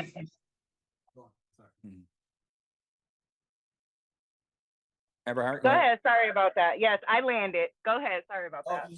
No, I was gonna say, I drove for a while, so I know what you're talking about, but all I'll say is I'm going to a summit next week with some of the superintendents and directors from around the Western New York area, and even those with state benefits who have their own drivers in district like Hamburg. They're in the exact same situation we are. The guy is just, the superintendent said in the last planning meeting that he was just praying that enough drivers come in on any given day to cover his schools. And this was, pretty affluent district where they have their own drivers on state pension and everything like that. It's just, there's just nobody's driving anymore. Nobody seems to want to do it.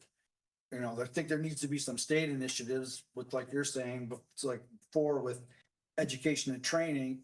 I've had the idea that maybe the state should give every bus driver healthcare under the New York healthcare system, or something like that would be an incentive to keep bus drivers in the district, and the state could offer that relatively cheap just to keep drivers driving so they don't switch, because now they can drive for Amazon. That's what it's kind of a perfect storm where not only do we lose drivers, they have way more driving options now.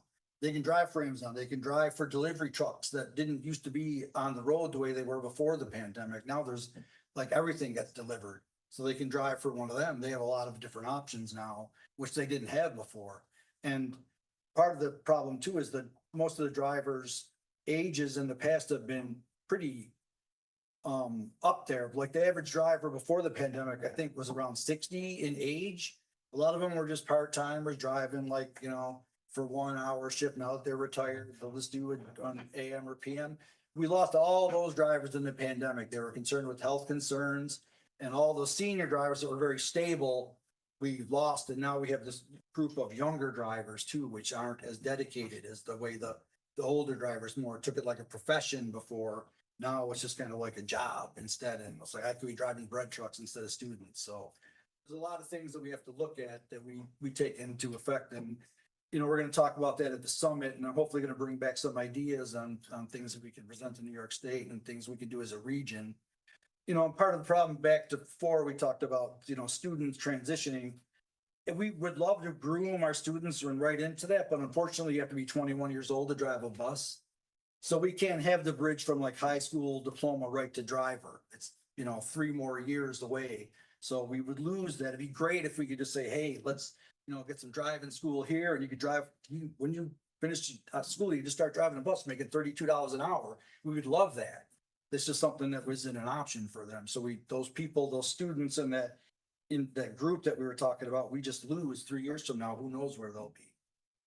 Right. So And not every student is 18 when they graduate. And I think that for some students, what I was trying to allude to is that they would need maybe some CDL prep. So to your point is, thoughts I had about how we could fill that gap, because I think that I want to be careful about making over generalizations about people's age, their technology access, or the information that they have. So just for a lot of my neighbors, they don't realize that the path to becoming a bus driver is by getting a CDL. And I think that to your point, there's maybe ways that we can do that earlier, as well as all the other communication points that you've made about making sure that people realize, to your prior point about our more senior and aging and experienced drivers, that this is, as we all alluded, and as your life experience shows, like something that can sustain a family. right. Well, we could maybe work on some kind of CDL licenses for the 18-year-olds. They just can't drive students yet, but they would have CDLs, and they could switch over in the future to bus driver if that was an option, because it's a good paying job, and every driver's getting overtime now for the most part.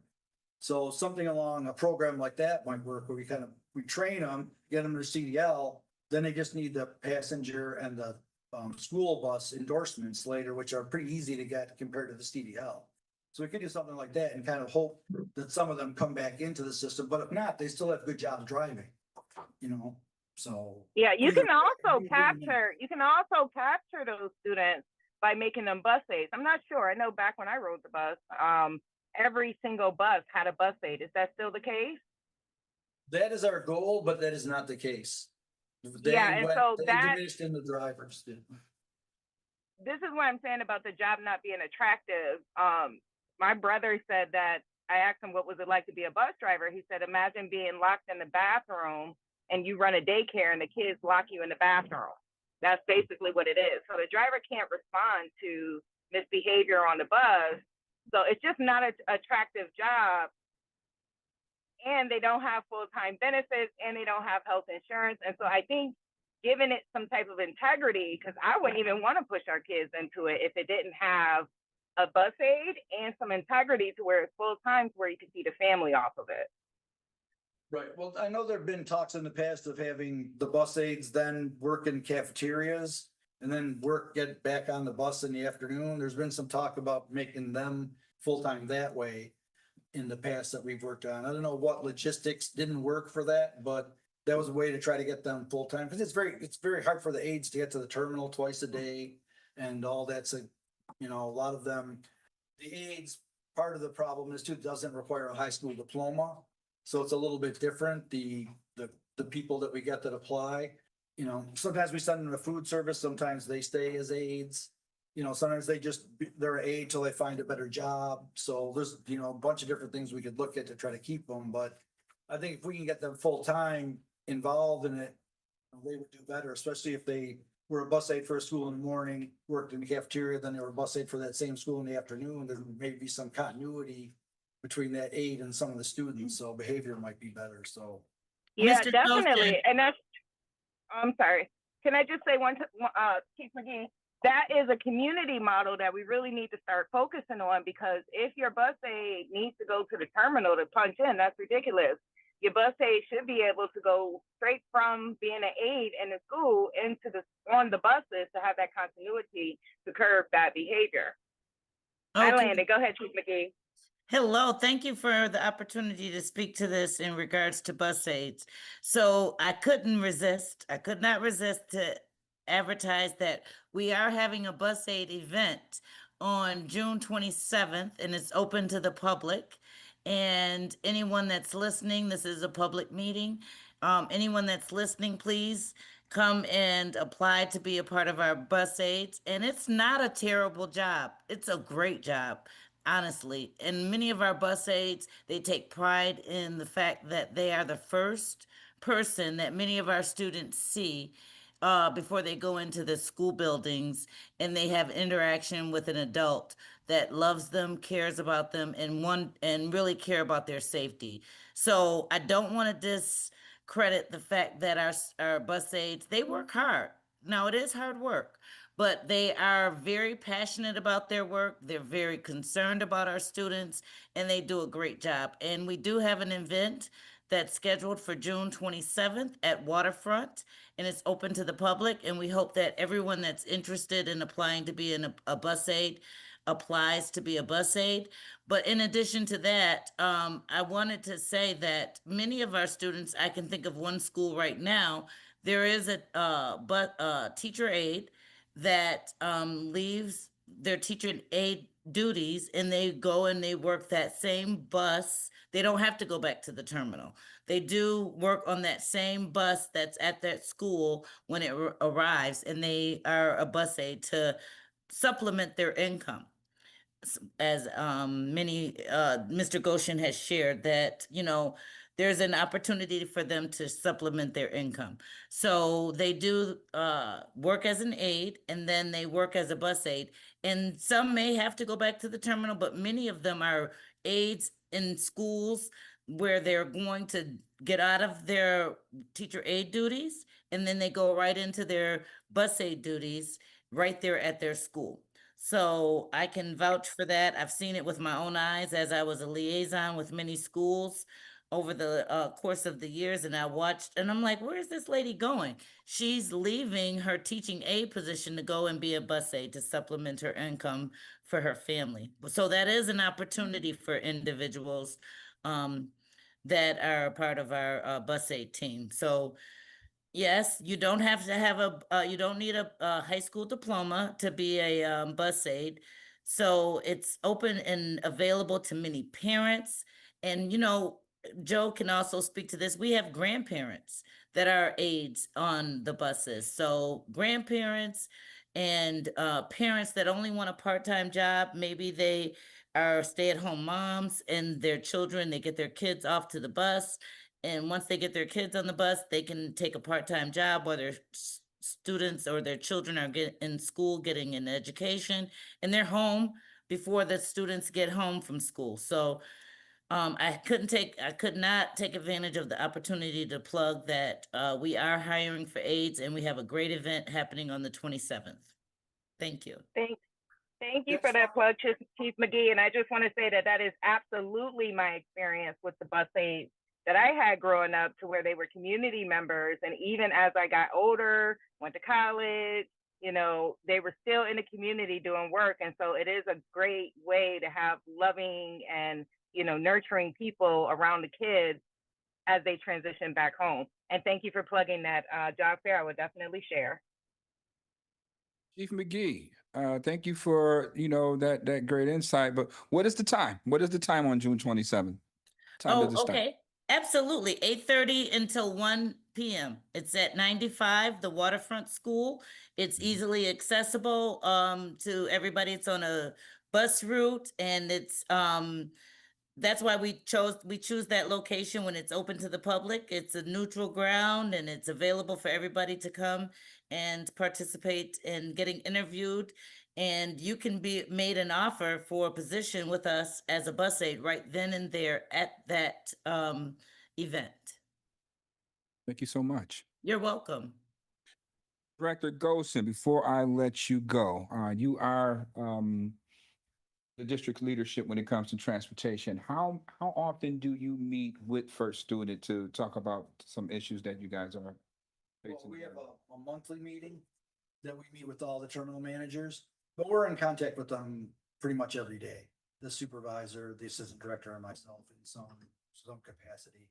We talk to them all the time, and we even have we have a Teams chat set up in the morning. Sometimes it's hard to get a hold of people via phone. So if there's an emergency, we can put it in the chat and reach all the terminals at once. Like if there's a road closure or something or emergency situation, we can communicate with them like that. So we're in communication continually with the First Student team. And, you know, we like to think of them and us as a team. You know, our fortunes go with their fortunes go with ours, you know, and that's how we try to treat it. But yeah, we're in communication all the time. And just one last thing before I forget, we do have shuttles for the bus aides. If they don't have transportation, we do provide shuttles to get them in to the terminal and home. So they don't have to even have a car. We have a couple hundred aides that ride the shuttles into the terminal and ride home from there. So it shouldn't be a problem. Like to make sure we get that message out too at the open interviews. Excellent. Is there any more questions at this time? I have questions. Yeah, well, Director Golson, I appreciate all Oh, your I'm great sorry. answers. Board Member Hawkins, I had additional questions. Oh, okay. Well, Board Member Rodriguez, floor is yours. I just wanted to compliment you on your desire to ideate and how open you seem to different solutions.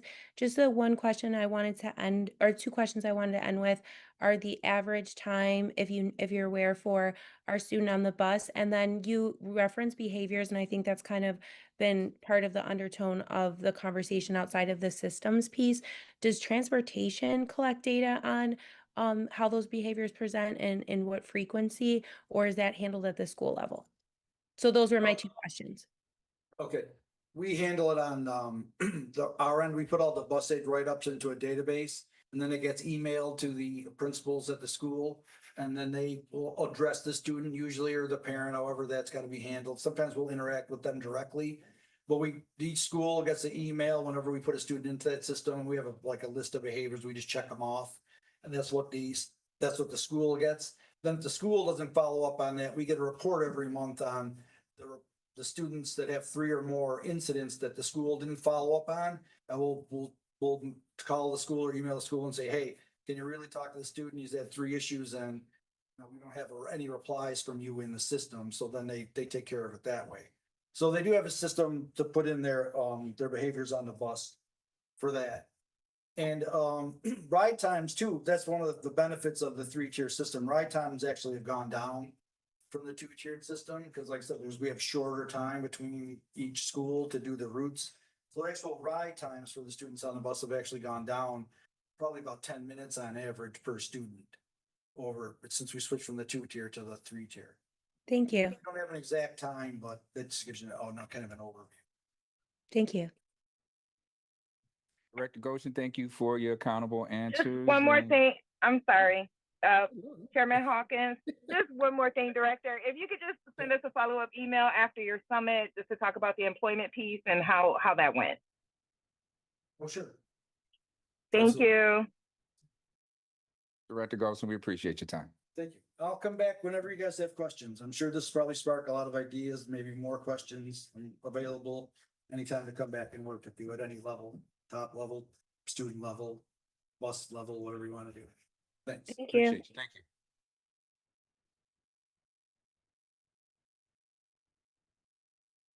Okay.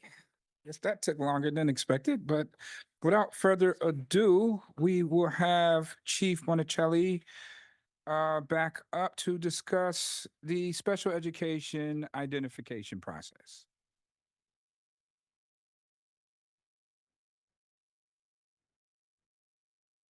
So thank you for giving us this opportunity. It's always good to get information out to the public, because I think sometimes it's a little mystifying how things might happen in central office.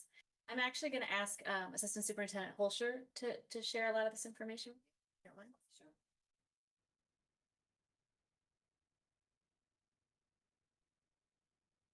Hello again. So I'm going to talk specifically about the initial referral process to special ed and knowing that all of the procedures that we have in place directly follow Part 200 regulations. So that really guides all of our procedures and processes, which are highly regulated in special education. So if there's a student who is suspected of having a disability, they must be referred in writing to the district. Typically, it is to the CSE chairperson. We have one at every building. Or to a building administrator who can turn that referral over to us as well. As soon as we get that referral, we have to start the process because we have a very tight timeline of getting all of the evaluations done, holding a meeting and providing services if the student is then eligible. There are actually two different referral processes, although they mirror each other pretty directly. The first is a direct referral that's made. Not everyone can make a referral for a child to special education. The ones that are most important for us are the parents. The parents can always directly make a referral to special education or a designee of the school district.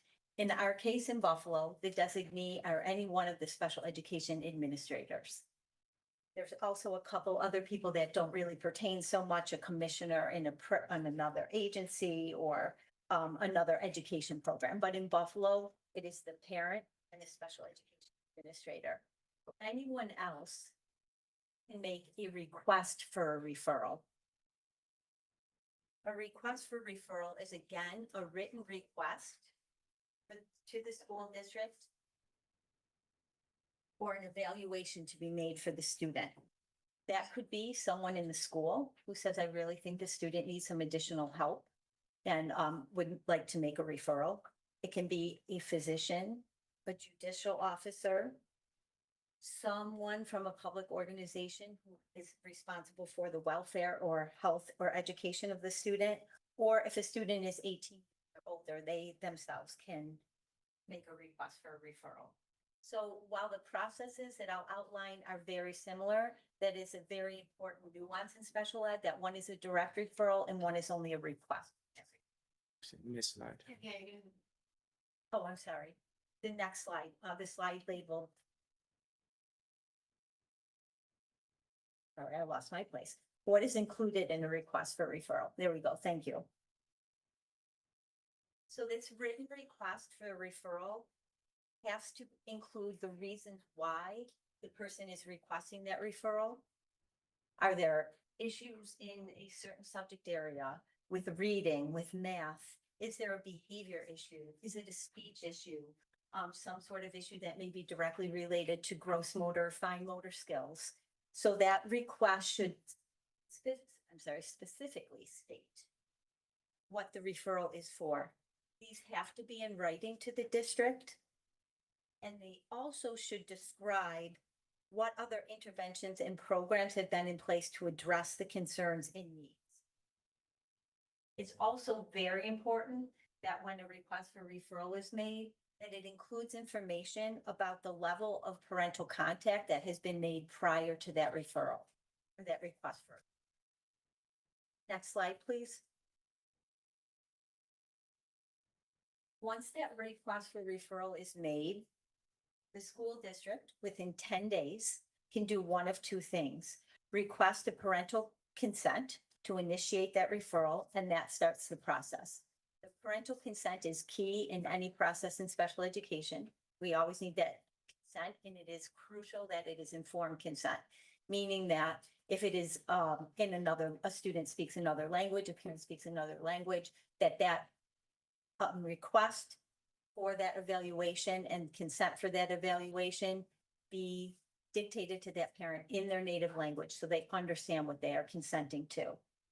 Or providing the parent with a copy of the request for referral and then informing them that they have a right to directly do that, or that we can talk about other options for that student. The parent may decide that they would like other interventions in place first, that there may be other things that we can try with that student before moving to a special education referral. Next slide, please.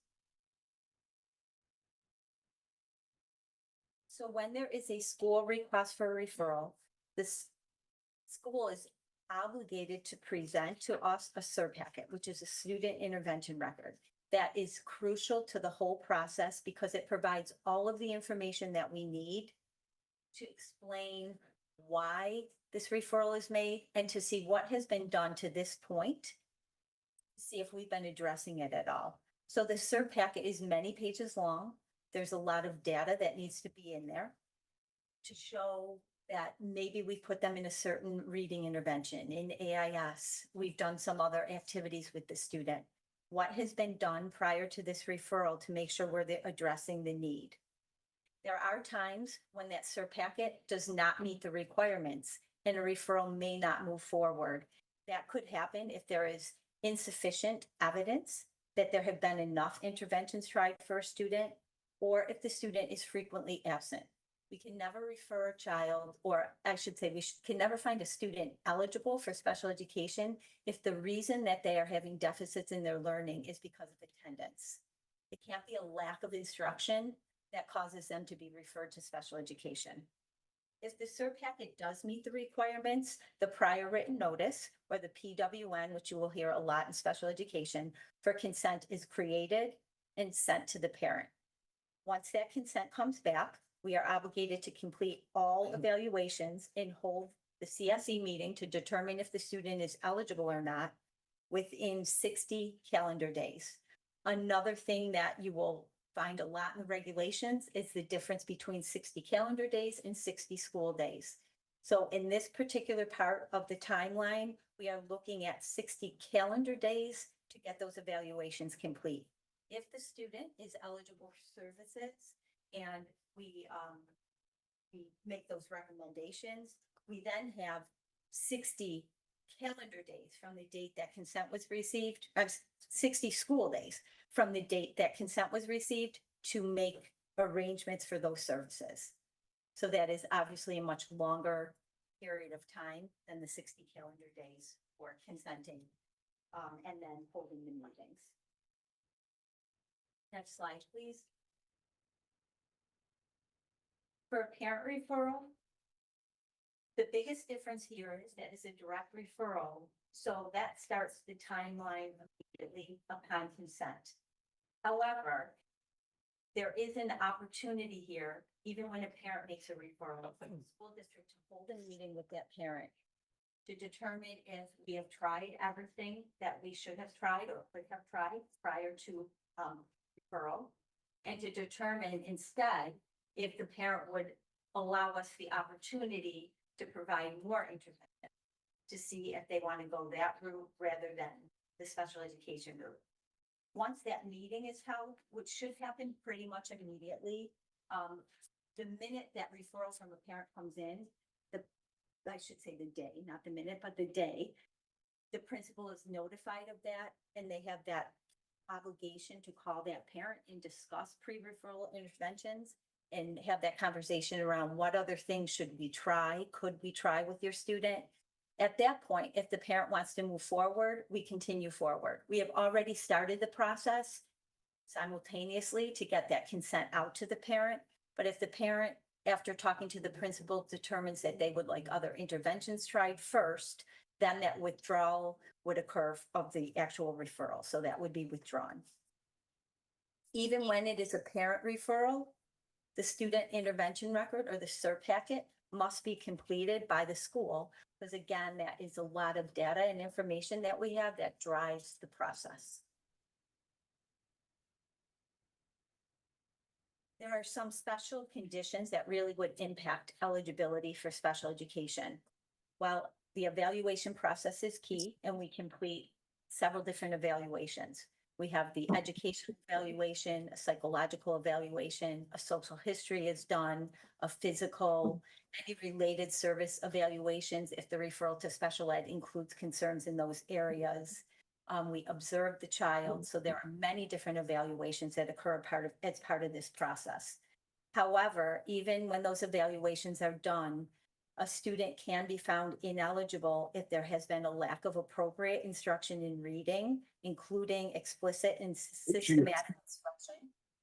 Try, get up here. Mute your mic, Board Member Wright. Can you mute your mic, please? Or maybe our BPS tech support could do that for him. Thank you.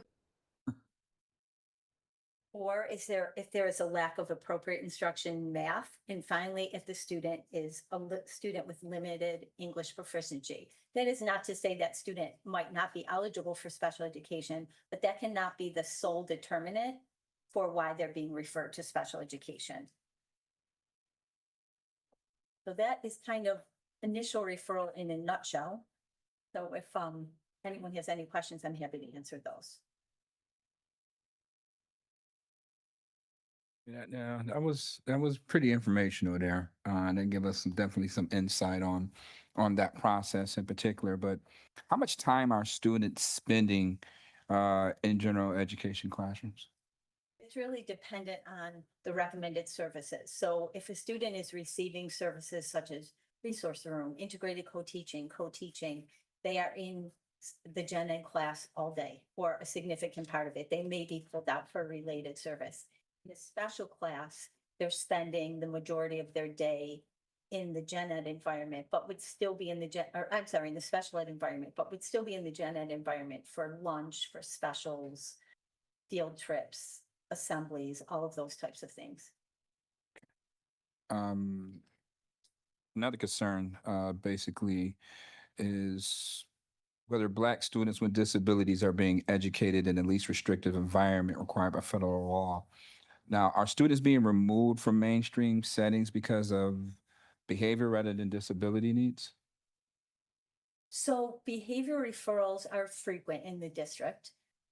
We look at students who have behavioral concerns and how those behavioral concerns impact their education. So any conversation we have at the CSE table is really around, is this affecting the student's education? So for example, you may have a student who has autism or another health impairment who may not need many supports at all because it isn't really impacting their special education or their education services. However, behavior, when it does really impact, they would be considered for special ed. We have a continuum of services. So integrated co-teaching is really one of our least restrictive amounts of services on the continuum, that resource room co-teaching. Then we move into special class. In our special class settings, we have many different opportunities for students. We have a 15-to-1 setting, which is for students who have significant academic concerns, but really no behavior concerns at all, or very minor, very typical behavior concerns. We have 12-on-1 classrooms for students who have academic concerns, but also have behavioral concerns that are more the level of ADHD type of behaviors. Our 8-on-1 classes are for students who have significant management and behavioral needs, but are pretty much on benchmark academically. So their behavior is really interfering with their learning. 6-on-1 classes are for students who have significant behavioral needs and significant academic needs. We also have 12-1-2s for students who have medical needs, are medically fragile, we call those students. They have so many different related services that they participate in that they really need a special setting because it pulls them out of their environment so often. And we have our 12-to-1 to 3-to-1s, which is our classes for students who need rehabilitation and treatment. Those are NICE settings or alternative assessment students who also have significant need for rehabilitation and medical needs. Now, are all IEP services currently being delivered? Yes. If I understand your question, if a student is referred to special ed, found eligible and classified, the services are delivered. Do you know their attendance rates? I don't have that at my fingertips. I'm sure we can get that though. Thank you. Now, I'm saying that nobody else has questions, so I'm gonna continue. The need to address now diversity is it's a diverse department, special education. It's very diverse. Addressing the need to have more equity for our students as far as more special education teachers and things of that nature of color. what is the process to make sure, what is the hiring process? I'm not sure, that might not be your area of expertise. Maybe it might be Chief Bonicelli or maybe Chief McGee in reference to that question. What is the process of hiring more people of color in this Okay. department? I would be happy to address that question, Board Member Hawkins. So we have geared our residency programs towards hiring and preparing teachers that are of color. So let me give you an example. I met with my team today that supervises the teacher residency program, and 40% of the new cohort that's coming in are of teachers of color, because we understand the need to try to increase our teachers of color. And they are specifically going to be working with our students that have special needs and students of special education. So we're very strategic in where we're recruiting. And yes, so we are trying to increase that, but we just got to get people to believe and engage in wanting to go into the field of education. We can't, yield water from a rock, but we're being very strategic. We're taking and we're using our teacher aides and teacher assistants and helping them to upgrade, because they're fantastic with our students. We know that they've built relationships and they have very good practices with our students. So we're trying to build them up. It will take some time. Over the course of the next few years, you will see an increase, hopefully, in teachers that have completed the teacher residency process with Buff State. We've partnered with Buff State. We've also partnered with Canisius and the University of Buffalo to try to help increase our diversity population in regards to uh, students of color. But we have 40% right now that are coming into this program, this residency, that are students of color. So we heard the board's request. We know what the data says. We know that nationally there has been a problem and a shortage of teachers of color going into programs to complete their teacher programs. And we're really trying to grow our own, and we're really trying to encourage that. We have several grants that we have been awarded, one of the few in New York State right now, that received an apprenticeship, a $600,000 grant from the New York State Department of Labor for an apprenticeship to hopefully help us build up our special education program and get people of diverse cultures and backgrounds to educate our students. And so we're really proud of what we've done. We have several that have accomplished that. I don't have the specific percentage right now for you of how many people that have completed residency programs that are people of color, but I know it's a high percentage. Everybody that has been in our residency program, our apprenticeship program, they have been of diverse populations, because we know that our students achieve with teachers that look like them. So we know that we're working on that, but we just got to hopefully encourage our family members, our community, and people that education is a field that you want to go into, and it can be something that you can earn a competitive salary. So, people speak so disparagingly about teachers, and that that's not where you're gonna strike it rich. No, you strike it rich by helping students be successful. That's where we strike it rich, as a global approach to trying to help our babies be successful. And then at the same time, you're being compensated for that work. So we have a competitive salary and compared to other districts in our area. So our teacher salaries are pretty competitive. So we're really, really working on it, and we're advocating. In the fall, I will be working with Dr. Mubanga on the with he and I, and we're in some of the CAI staff, we'll be working on going out and doing some recruiting with the HBCUs. We're very strategic about it because we know that we have to be mindful of the cost, so we can't go to every HBCU to recruit. So we're very strategic about making sure there's a collaborative that we'll participate in. And so, you know, we're doing everything we can in our power to increase our diversity in our school district. But we're getting there. We're getting there. Now, I see that there's a position of leadership, assistant superintendent. Well, will it be, you know, a diverse search for a position of leadership in that regards? Because I know that I have several colleagues before, and I'm not sure if, you know, you were HR or whatever the case may be at the time, that they were highly qualified and applied and didn't get interviewed. So Okay.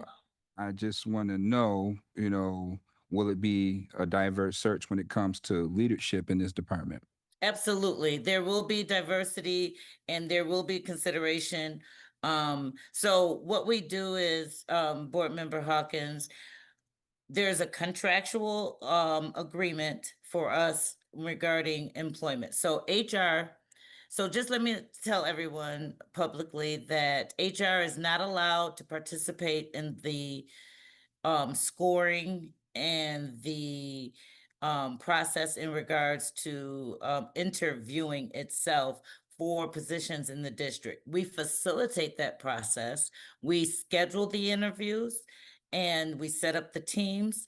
However, it's contractual that anybody that is going to be considered and interviewed, they're interviewed by the BCSA. So you're speaking of an assistant superintendent of special education.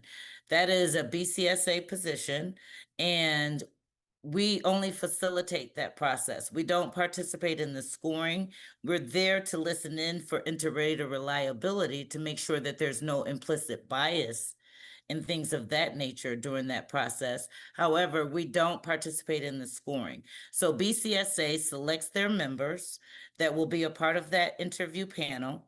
Along with BTF, there is also a BTF member that will be a part of that selection interview panel.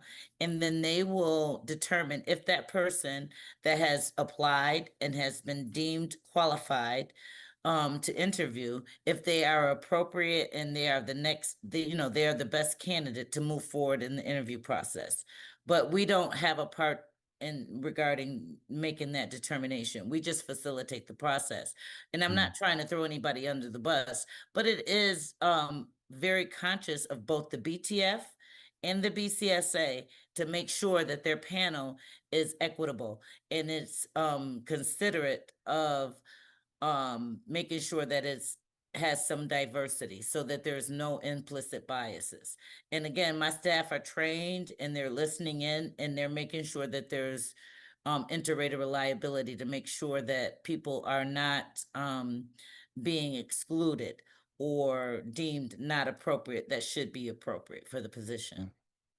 Okay, will it be a list of those members or the BSSA or the BTF? Well, They're given to HR, so we have to, everything is contractual. We have to make sure that we give them notice of a posting and that we have to give them 14 days notice that we want to schedule an interview. So there's a process and I don't want to get into the weeds of it, but there is a process. We have to give them 14 days notice that we want to interview someone for an assistant superintendent of special ed. And then they select the panel. And then we are given that panel and then we facilitate scheduling those candidates that have been identified as appropriate and meet the qualifications for the position. And then they are interviewed by that panel. thank you so much, Chief McGee. Yes, Thank you for you're your welcome. My transparency. pleasure. My pleasure. Any questions by any other board members? Anyone?